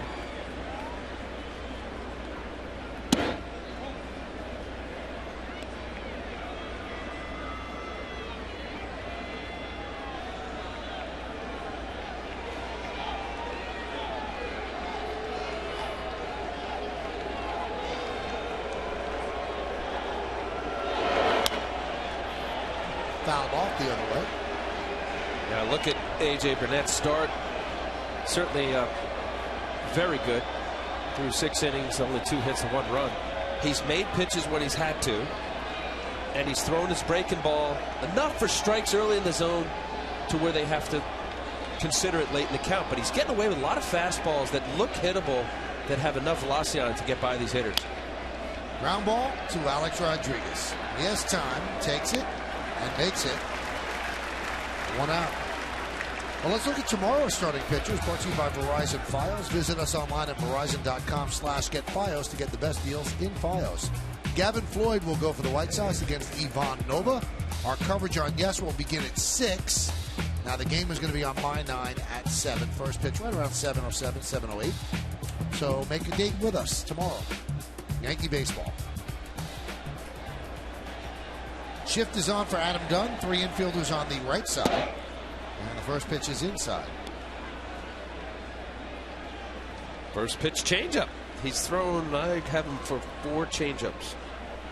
That being the 4th changeup here on his 88th pitch for the night.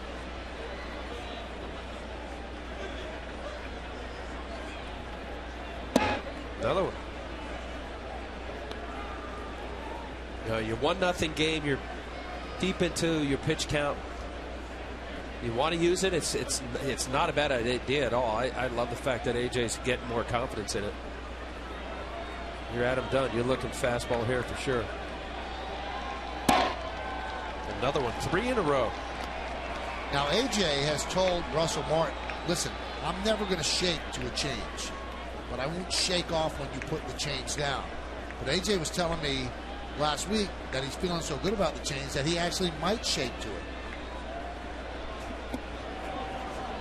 He ends up walking Dunn. You know what? And that's going to happen. I'm glad he's feeling that way, because unless you pitch a 2-pitch pitcher, which primarily that's what A.J. Burnett's been in his career, because that's all he's needed, and you use your changeup as an emergency, you never gain confidence in it. And the more he starts seeing good results and getting outs, you betcha you call it. You don't need to rely on your catcher. It's a good pitch.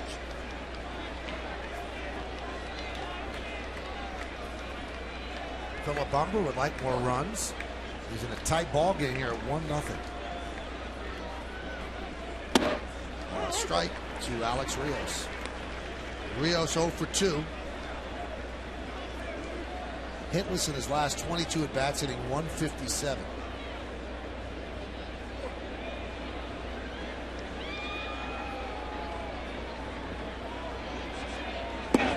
Breaking ball for a strike. Nice pitch. Nice. Alex Rios sizing him up. First pitch. He's struggling. Gets a fastball down the middle. Takes it. Now that beautiful curveball. Great combination. Not only changing eyesight height-wise, but also the velocity. 12, 14 mile an hour difference.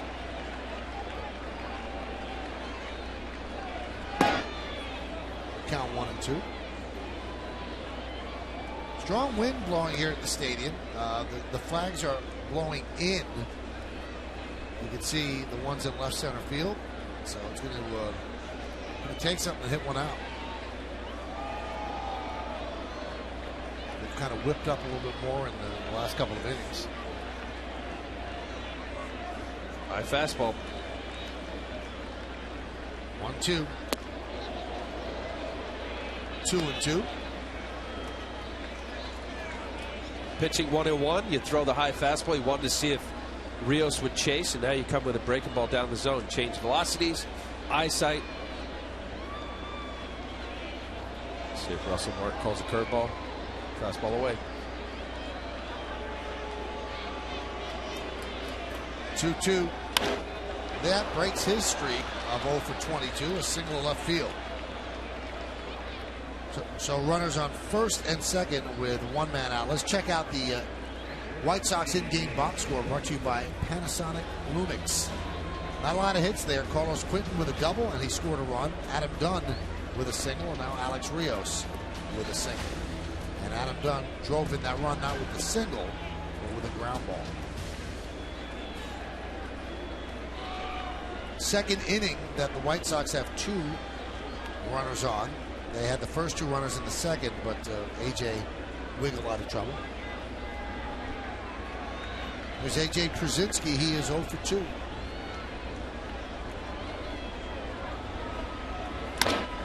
This could be 2. Tough hop. There's 1. On to first. It's a double play. A.J. Burnett pumped his fist as he walked off the mound, appreciative of the twin killing. No runs a hit, no errors, and 1 man left. At the end of 6 1/2, it's time for the 7th inning stretch here at the stadium. White Sox lead the Yankees 1-0. We're going to stay right where we are and honor America in the Bronx.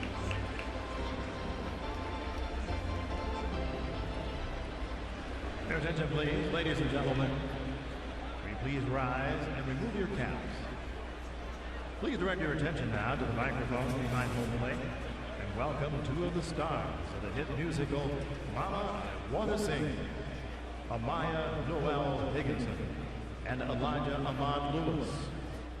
In honor of the servicemen and women stationed around the globe, they will now sing God Bless America. God bless America, land that I love. Stand beside her and guide her through the night with the light from above. From the mountains to the prairies to the oceans wide and far.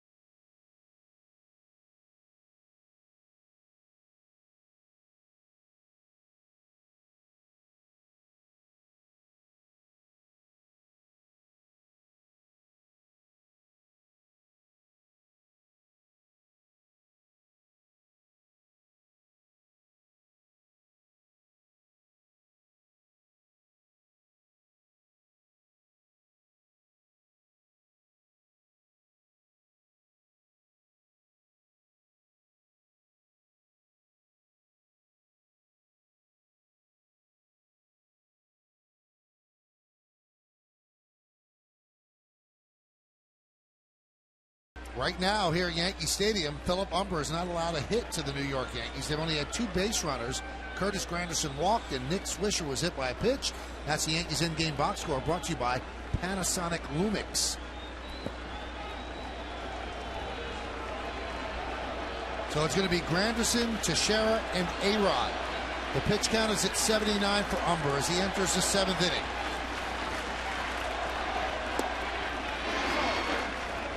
Pitch is low, 1-0.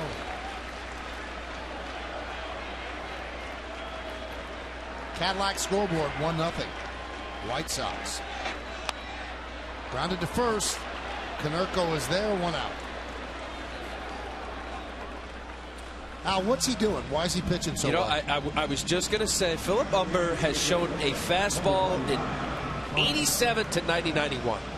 Donnie Cooper, the pitching coach for the White Sox. I see late movement. I see a guy that is getting ahead just about every batter. He's shown 4 pitches. I think he's gotten away with some pitches in the sense that it looks hittable, at least location-wise and velocity, but he's got movement on that pitch that you can't see.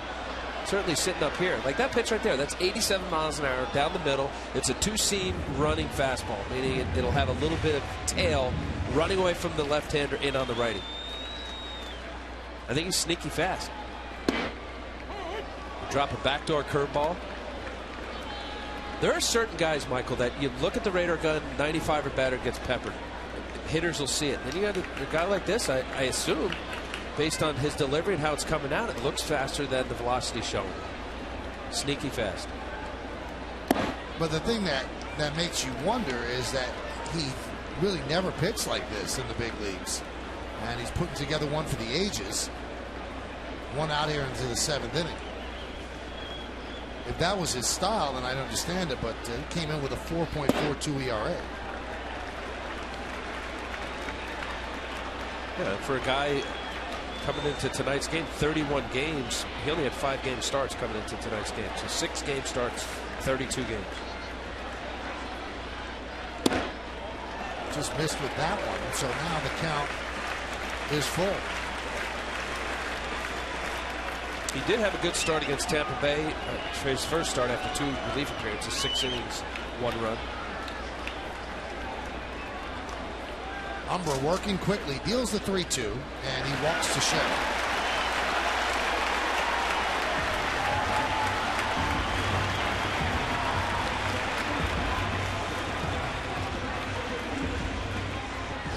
Let's take a look at the K by K. Humber, fastball, paint. Couldn't pull the trigger. Alex has a comeback fastball. Little off the plate. Big curveball. Posada, hanging slider down the middle to Russell Martin.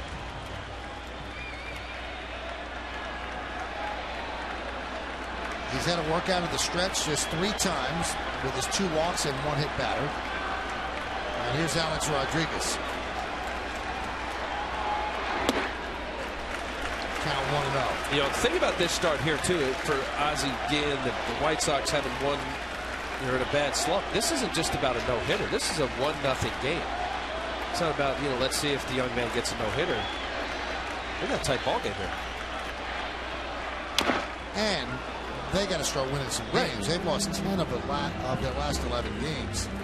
And there are people in Chicago murmuring about people losing their jobs, like the hitting coach Greg Walker, and some people questioning Ozzie Guillen. So you're not dealing with history here. You're just dealing. They need to win on this Monday night. And as Al said, the no-hitter almost becomes secondary because they got to get a win here. I don't know if they'll push his pitch total that high, but it'd be awfully tough to take him out.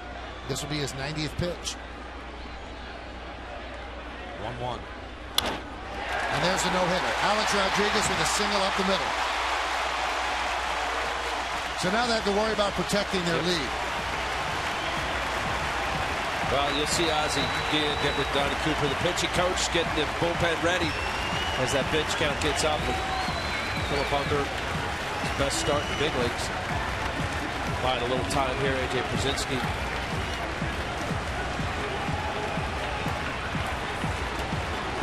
Now it's preserving a win for the White Sox.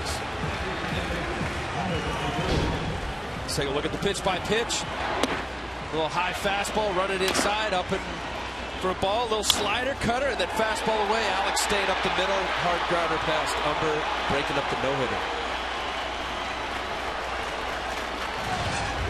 So now the Yankees have to go about the business of trying to win this game, and I think Ozzie is also somewhat hesitant to go to that bullpen. Chris Sale getting ready.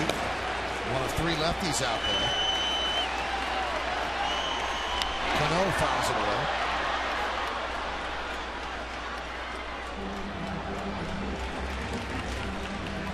Chris Sale has struggled, and it is a bullpen by committee. Ever since Bobby Jenks signed with the Red Sox, they tried him at closer, sidearm, tough breaking ball, good fastball. Matt Thornton also. A lot of lefties, switch hitters in the Yankee lineup. Short porch to right. Just missed that pitch. Count 0-2. Fouled it straight back. Cano wants that back. You said it, Michael. You didn't read his lips here. This is a slider supposed to be in on his hands, middle away. Hitting the ball straight back. Your timing's right. You just got underneath it slightly.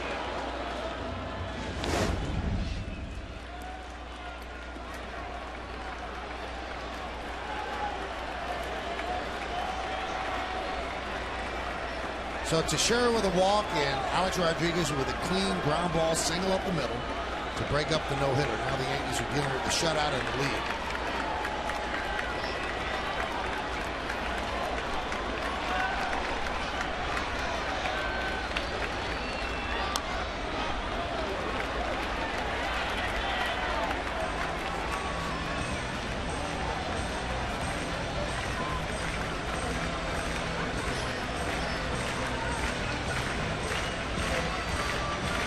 How tough is it to collect your thoughts after you lost a no-hitter? You know what? In a game like this, I think you better do it quickly. There's no doubt about it. With very little wiggle room, 1-0 lead. It's upsetting, of course, initially. You're thinking history and you have a chance to be part of something special. Got to change the page quickly. Swing and a miss, and he did by striking out Cano. Just enough velocity showed Robinson Cano. A lot of sliders, and Robinson cannot lay off that high fastball. Just kept running up in the zone for a ball and chasing out of the zone. Good pitch. Defensive count. He's ahead in the count. 1-2. You know, often pitchers are taught to keep the ball down in the zone. You know, ball low is hard to hit out of the ballpark. Elevating higher than high is very effective, as we just saw with Robinson Cano swinging through it, especially after a dose of breaking balls down the zone. Here's Nick Swisher. Nick 0 for 1 was hit by a pitch. Not 1-0.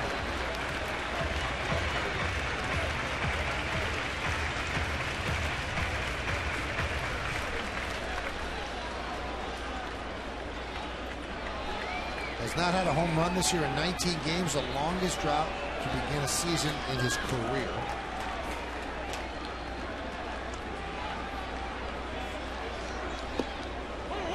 Umber was trying to become the 7th former Met.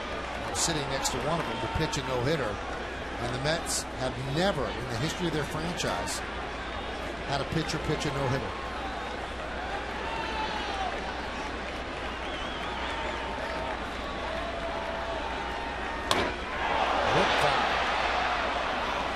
Still can't believe that. Tom Seaver. Good. Nolan Ryan was there. You? No, not me. Don't be in that one. David Cove.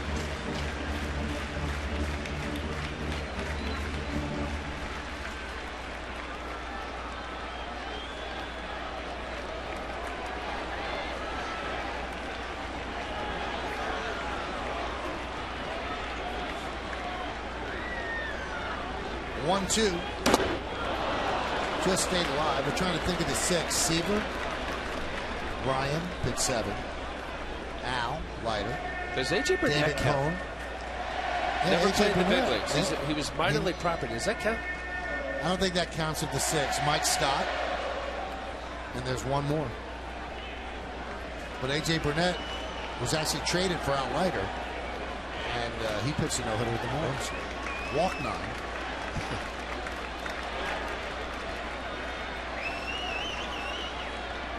The 1-2.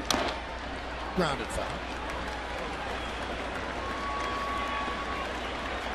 Just wrapping the breaking ball. He's seen a succession of 4 sliders. I guess they're sliders at 81 mile an hour. Or an overthrown curveball. Some location-wise look hittable.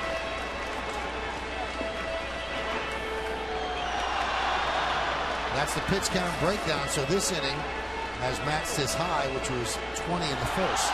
His next pitch will be his 100th. He's had 2 previous starts, 94 pitches respectively. Grounded to first. Konerko is there. So Umber gives up a hit, but works into and out of trouble. A strong 7 innings for the White Sox right-hander. Let's take it to the 8th. It's 1-0 Chicago.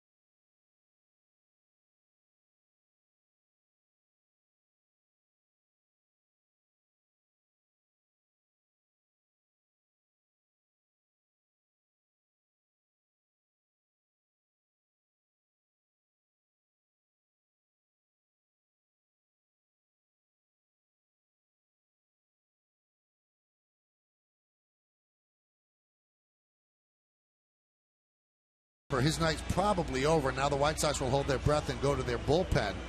But first, A.J. Burnett has to pitch the 8th inning. We found out that 6th guy, and we should have known. Doc Gooden. And we took it as for granted, right? Right. I thought you said it. Now, Hideo Nomo pitched one before going to the Mets, but we're talking about guys that left the Mets and then pitched to Scott Erickson, too. I believe so, yeah. A little time with the Mets. Follow the New York Yankees with the MLB.com at Bat 11 app for your iPhone, iPad, Android, or BlackBerry. Get live audio, pitch-by-pitch tracking, video highlights, and more. Text @BAT to 31826 or visit Yankees.com for details. Gordon Beckham fouls it back. Count 0-1. You know, caught up in the no-hitter, A.J. Burnett really pitched some great games. Really. You obviously you have Philip Umber all the credit for doing what he just did, but no question about it. Yes, this White Sox lineup has struggled lately. I like the combination. Job of Chamberlain warming up. From his fastball curve, sprinkled in enough changeups. He's got good life on his fastball. Here he is in the 8th inning. Just what the Yankees needed. And the Yankee starters have given them some good outings lately. The 8-inning outing by CC Sabathia on Saturday. Yesterday, Freddie Garcia was just amazing in 6 innings. 6 shutout innings for him. And now A.J. pitching into the 8th.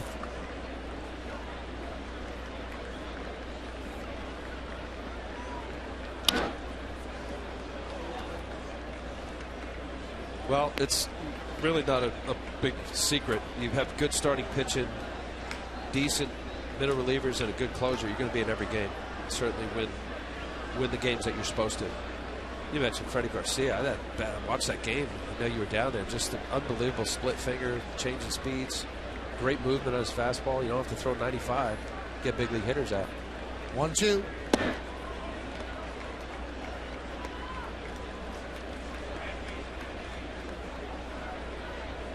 Cologne up in Toronto.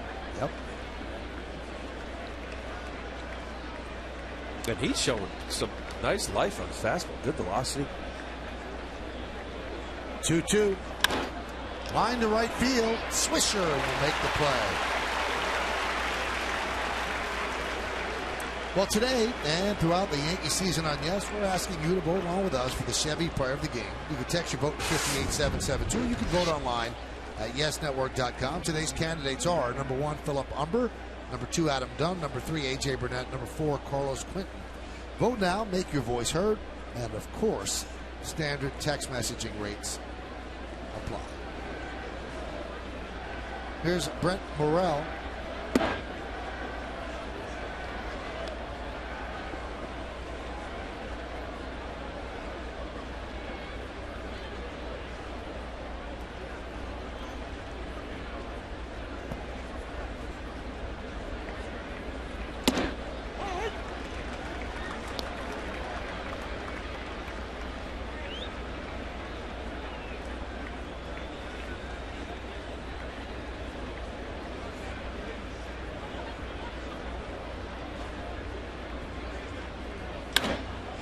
That one's driven to right field and deep. Going back is Swisher. He's on the track in the corner.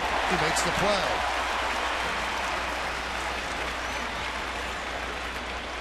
Come out to the stadium this Thursday, April 28th, for a special giveaway when the Yankees take on the White Sox and partner with Keep America Beautiful to celebrate Earth Day. The first 18,000 guests in attendance will receive a flower seed pack courtesy of Keep America Beautiful. For tickets, log on to Yankees.com, visit the Yankee Stadium ticket window, Yankees clubhouse shops, or call Ticketmaster at 877-469-9849.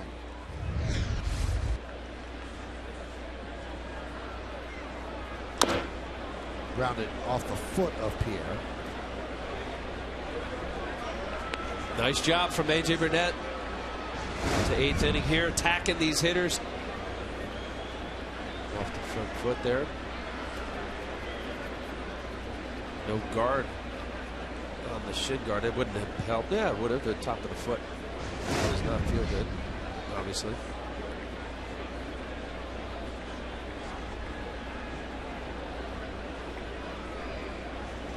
Alex taking away the bunt. Potential bunt. Ground ball is short. Jeter will get Pierre. 8 strong innings for A.J. Burnett as the White Sox go down in order. 1-0 Sox.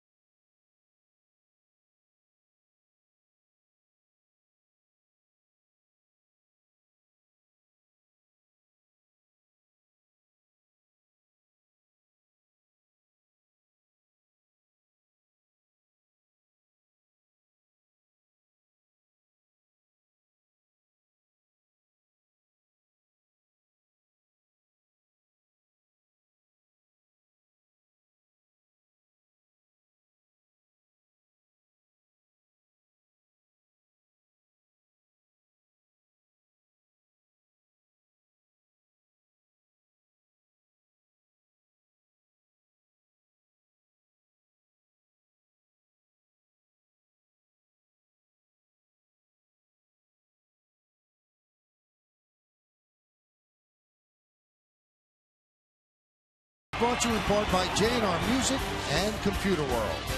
And by Toyota, the official hybrid of the New York Yankees. Well, Philip Humber's night is over. 1 hit over 7 innings, and Ozzie Guillen makes a call to the bullpen, brought to you by AT&T. And the new pitcher is going to be the left-hander, tall, thin left-hander, Chris Sale. Michael, obviously these numbers aren't reflective of a guy with a great arm. 95 to 100 miles an hour, a devastating put-away slider. It's not the walks that's getting him. 11 hits in 8 2/3 innings. Al, I've got bad news for you, buddy. You're off the list of 6 pitchers that pitched a no-hitter after the Mets because you pitched yours before. So it's Hideo Nomo replaces you. And the 6 would be Hideo Nomo, David Cone, Dwight Gooden, Mike Scott, Seaver, and Ryan.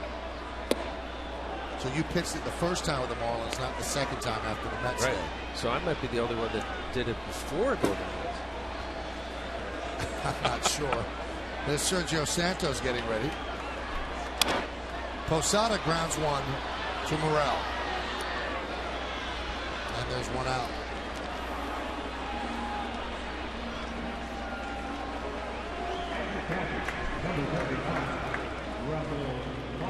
Bit of a slinger as you see of these few pitches to Posada. Guy who never spent a day in the. He ended up getting drafted in June of 2010 and was in the big leagues the same year. A little time in the International League Charlotte and the Carolina League A ball. 100 miles an hour. Through 11 games in the minors and then up to the big leagues. And did a real nice job for him last year. Well, they thought that he was going to be their closer eventually, but he has not pitched that well this year. But no one really isn't taking the closer role by the throat.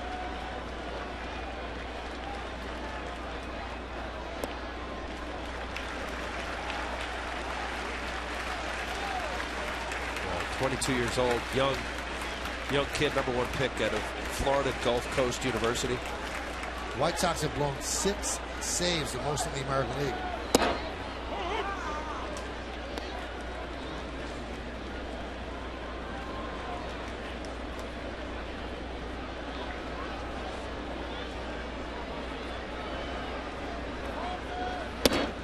There's a strike.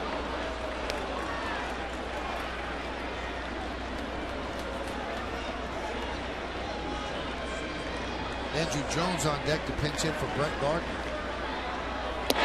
Strike 3, walking down looking.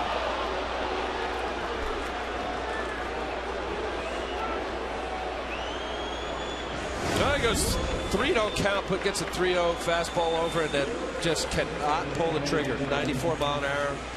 Again, coming from a low 3/4, slinging it. A lot of legs, arms, elbows coming at the hitter. That's his. Just here it is. Well, Andrew Jones pinch hitting for Gardner, and Ozzie Guillen had Jones last year with the White Sox, and he's going to mix and match and bring in a right-hander to face Andrew. So Chris Sale comes in, gets 2 outs in the 8th, and now Santos will come on to face Jones.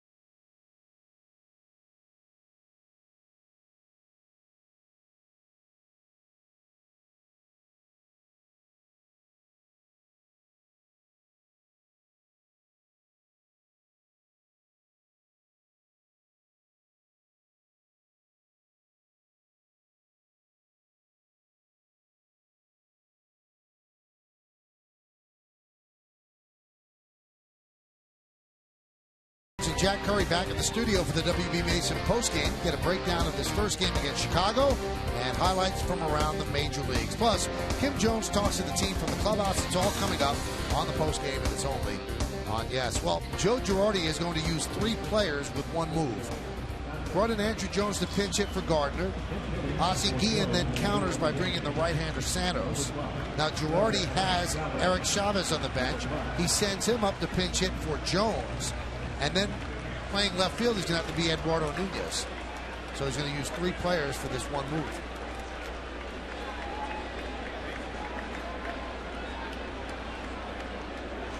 Santos deals, and Chavez takes outside.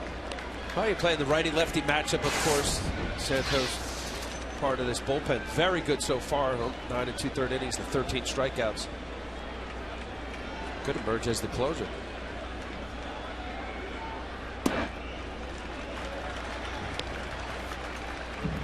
And just from that move, that tells you that Girardi was not comfortable with the lefty Gardner, who's been struggling against Sale, throwing 100 miles an hour. So he knew that Ozzie was probably going to counter with the righty. If not, then he would have been comfortable with Jones against the fastball and left-hander. Chavez comes through and hits one past the diving Konerko. Konerko is playing close to the line to guard against the double. So Chavez picks up a pinch hit single. Well, a good count. 2-0 fastball, down and in. Nice juicy zone for every left-hander I've known. No doubles. Konerko, as Michael just said, out of his outstretched reach. Good first baseman over there. Heart smash.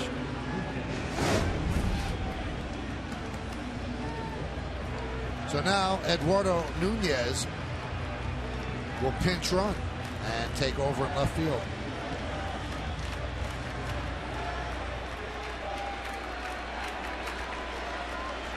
Will they have him try to steal against Brzezinski? Well, 13 for 14 success rate against Brzezinski and the White Sox pitchers. You don't always steal on the catcher. Runner goes. He goes immediately. Throw to second. Not in time. Nunez did not waste any time, and just like that, boom, he's in scoring position. I like it. You know, look, Santos, these relievers, they don't compromise a leg kick as he did looking in. Shouldn't do that. Keep your head down, especially with 2 outs. Fastball down the dirt. Good pitch to run on, even though it was a fastball. Quick snap tag from Ramirez. This is a... Well, he got in there fairly easily. Right away, jump out of there. Now 14 for 15. Boy, Brzezinski made that close. Good throws. Despite a pitch that's tough to throw on. The 1-0 to Jeter. Grounded right back to Santos. So that goes by the boards. The Yankees used 4 players in the number 9 hole. Couldn't push across a run. They leave 1 stranded. We go to the 9th. 1-0 White Sox.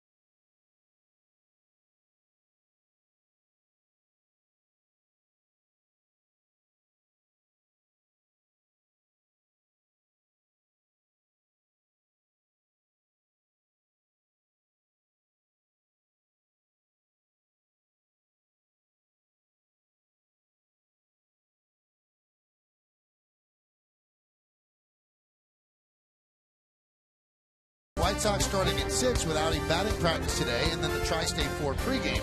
Then after the game, which is on my 9, come back to Yes for Yankees Extra Innings presented by Tri-State Ford. And Wednesday, we'll have full coverage starting again at 6, with the game also only on Yes. Well, A.J. Burnett's night is over. Eduardo Nunez is making his first regular season appearance in the outfield. He played in the outfield in spring training, and that's why he made the team over Ramiro Pena, because he's that versatile that he could play infield and also was fairly proficient in the outfield. And here's Soriano, who could not pitch the previous 2 games because of a sore lower back, but he feels okay, and he will pitch the 9th inning. There's a strike. Tough break for A.J. Burnett. The only thing he can do is lose tonight. He can't win this game, and he deserves a better fate pitching as well as he did. 1 run in this game in the 4th inning, a double by Quinton. Konerko moved him to 3rd on a ground ball to 2nd. Then the Yankees played the infield back, Adam Dunn, with a ground ball to short. That scored Quinton, and that is the only run in the game. And remember, that double could have been played into a single by Granderson if he just played the ball without diving, but I think he misread the ball off the bat, went back, then came charging in, made the dive, couldn't get it, the ball got by him. Backing up was Gardner. By that time, Quinton was on 2nd, and that set up the inning. Popped up off the bat of Ramirez, coming on Jeter, and it's going to fall for a base hit.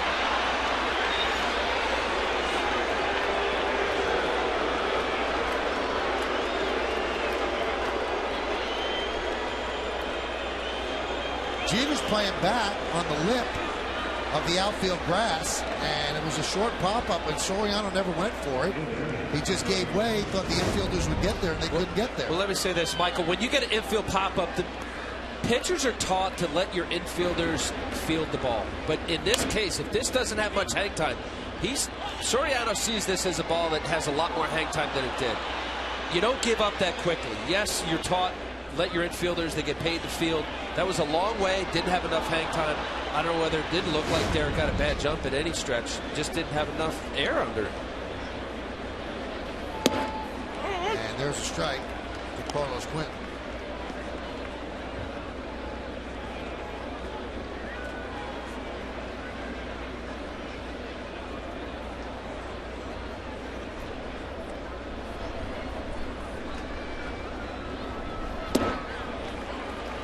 Swing and miss.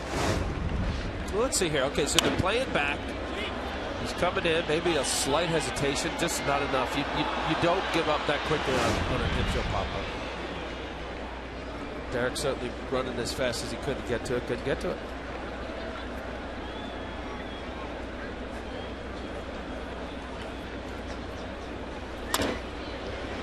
Let's see if they can turn 2. There's 1. That's all they'll get.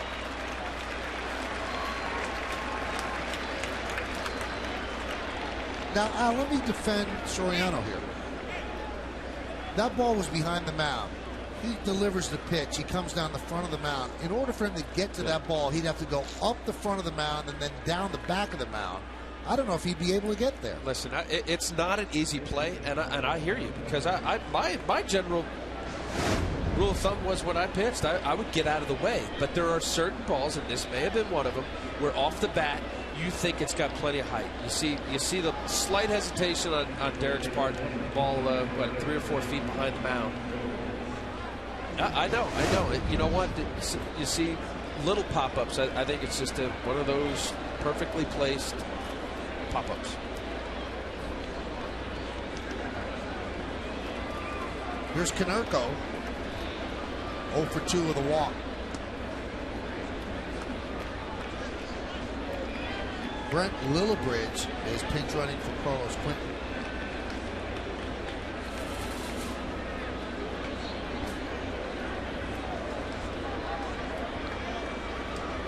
And he goes. Pitch is popped up. It'll be out of front.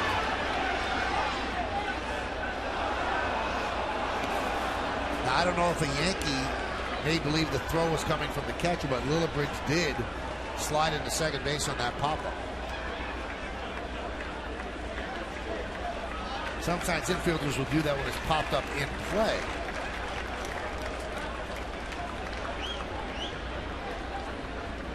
So let's see if he goes again with the 0-1 pitch.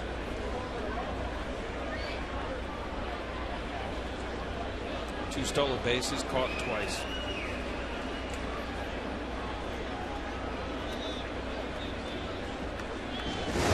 Let's see if Cano dekes him. Well, this is straight steal. Unlike Eduardo Nunez, it was successful. Head down. I mean, that's not going to curry much favor with the White Sox from Cano, because it wasn't as if you could double up Willibridge. The ball was popped up out of play, and Cano made believe he was turning a double play. That's why Willibridge slid into second.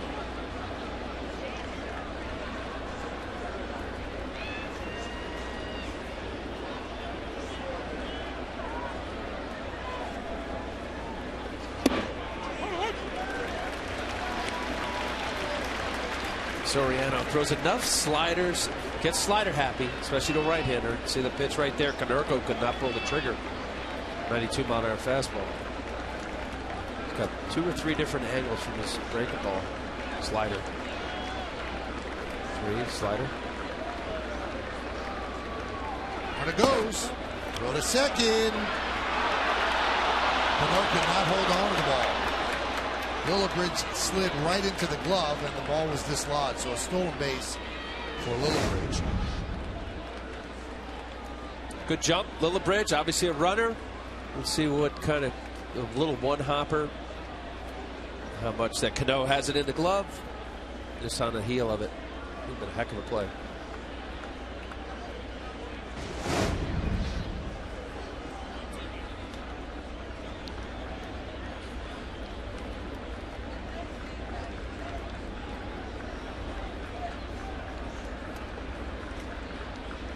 Two. Tyler Kepner of the New York Times points out that Paul Konerko made his major league debut in 1997, pinch hitting for the Yankee bullpen coach Mike Harkey. So Mike out in the bullpen now, watching Konerko as a veteran. I think Harkey is a Cub.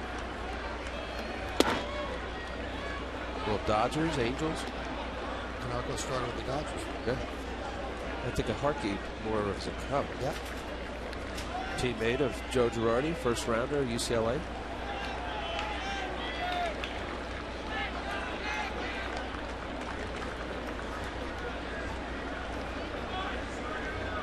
Two. Line drive, a base hit to left field. Willibridge will round third. The throw from Nunez is cut off by Alex. It's an RBI single for Konerko, and that little pop-up behind the mound comes back to bite the Yankees as they trail 2-0.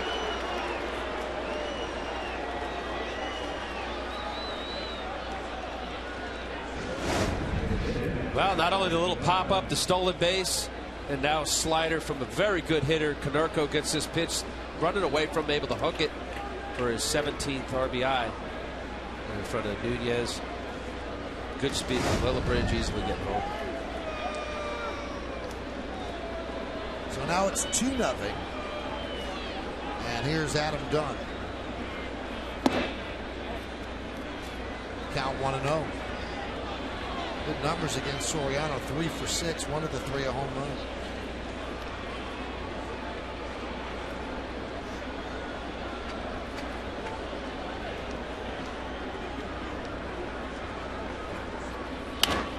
Foul back.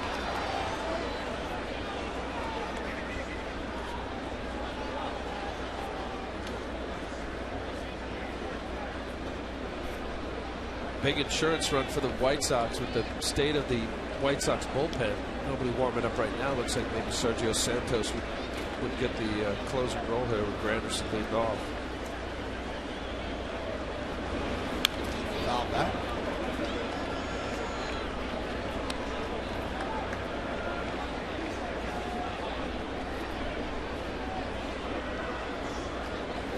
For the Yankees in the bottom of the 9th inning, Granderson to Sharon A-Rod. So they have the hitters they want up. If anybody gets on, it will be Cano after that.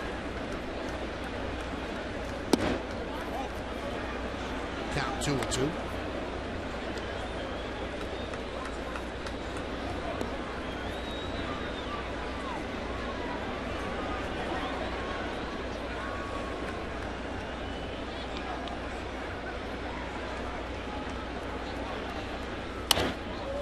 foul away. A little bit of a mist over Yankee Stadium. Let's hope that's a foul.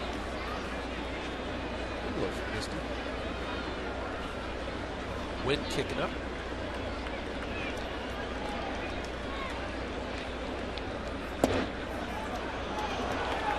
Soriano can't believe he didn't get that call. 95-mile-an-hour fastball. You can see his body language is not pleased. Well, you got a guy, and Dunn is 6'5". Obviously a big strike zone. Looked a little bit above the belt. Sam Holbrook saw it as a high pitch. Runner goes. That pitch is high, so runners on first and second. Still just one out. And the crowd starting to get a little restless now with Rafael Soriano.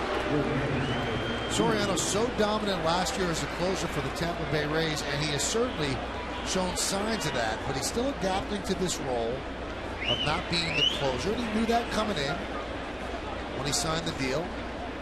He's a setup man for Mariano, and sometimes he's going to come in where it's not a safe situation. This is just a hold it at 1-0, and it's already 2-0, and you don't want to let it get out of hand and give the Yankees a shot in the bottom of the ninth. Well, especially for any reliever, Michael. 6 walks in 8 1/3 innings. Now 7 walks. You know, this guy, as you just mentioned, phenomenal year he had in Tampa Bay.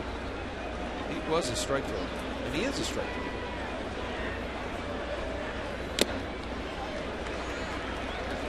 Last time up, Alex Rios got off the 0 for 22 schneid with a clean single to left. About a 40,506 here at Yankee Stadium.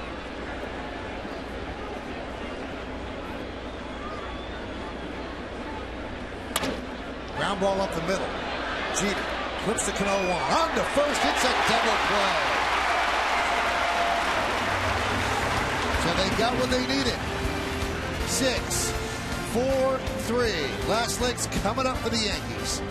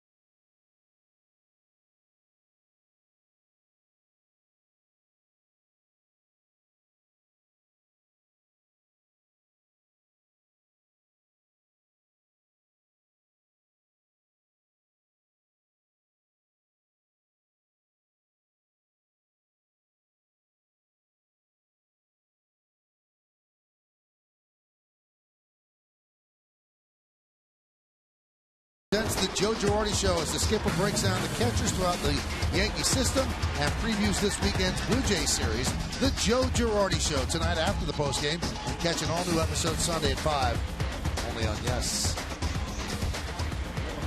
Well, do the Yankees have a rally in their bones? They're down 2-0. They managed just 2 hits. A single by A-Rod, a single pinch hit single by Eric Chavez. So Santos deals to Granderson. Pitches high. It'll be Granderson, Teixeira, and A-Rod. 6 blown saves as a team for the White Sox, the most of any team in the American League. They've lost 10 of their last 11. 96-mile-an-hour fastball right in there for strike.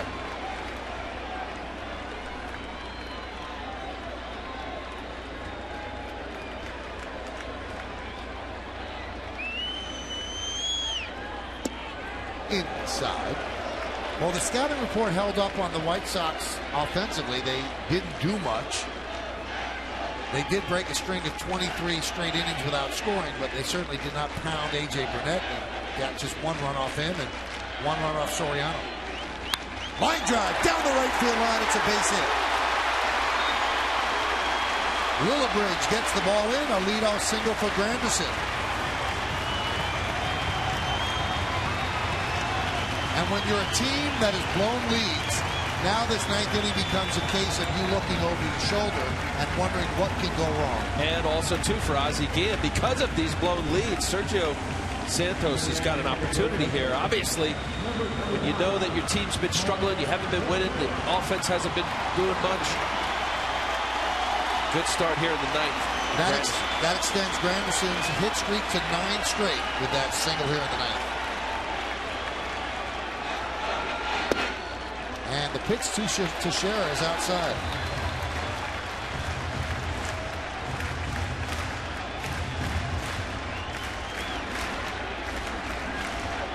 Teixeira tonight, 0 for 2 with a walk.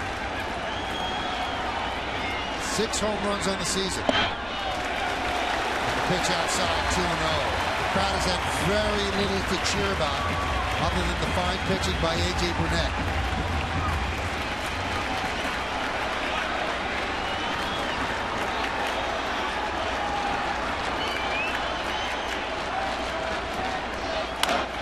Grounded right to Konerko. Let's see if they turn 2.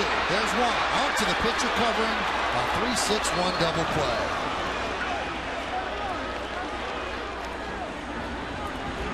So with 1 swing, the Yankees are down to their final out. Wow, that was just an at-bat to Teixeira that he just knew the fastball was coming, ended up hooking it. Santos, a converted infielder, makes a nice play here from Lexi Ramirez. Finds the bag. 3-6-1 double play. Here's Alex Rodriguez.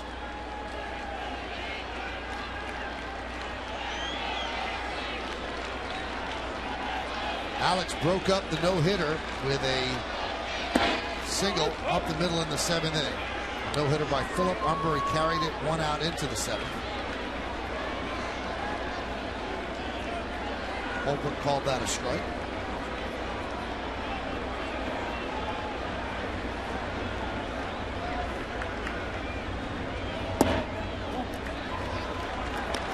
Al's right, this closer job is up for grabs on the White Sox team.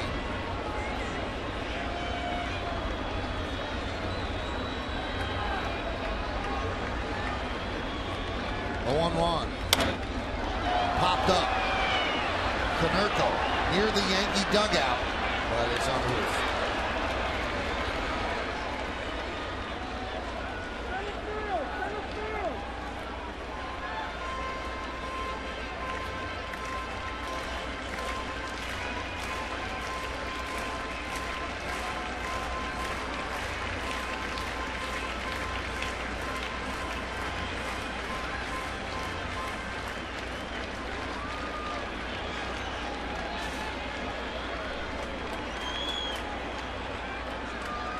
The 1-2 from Santos.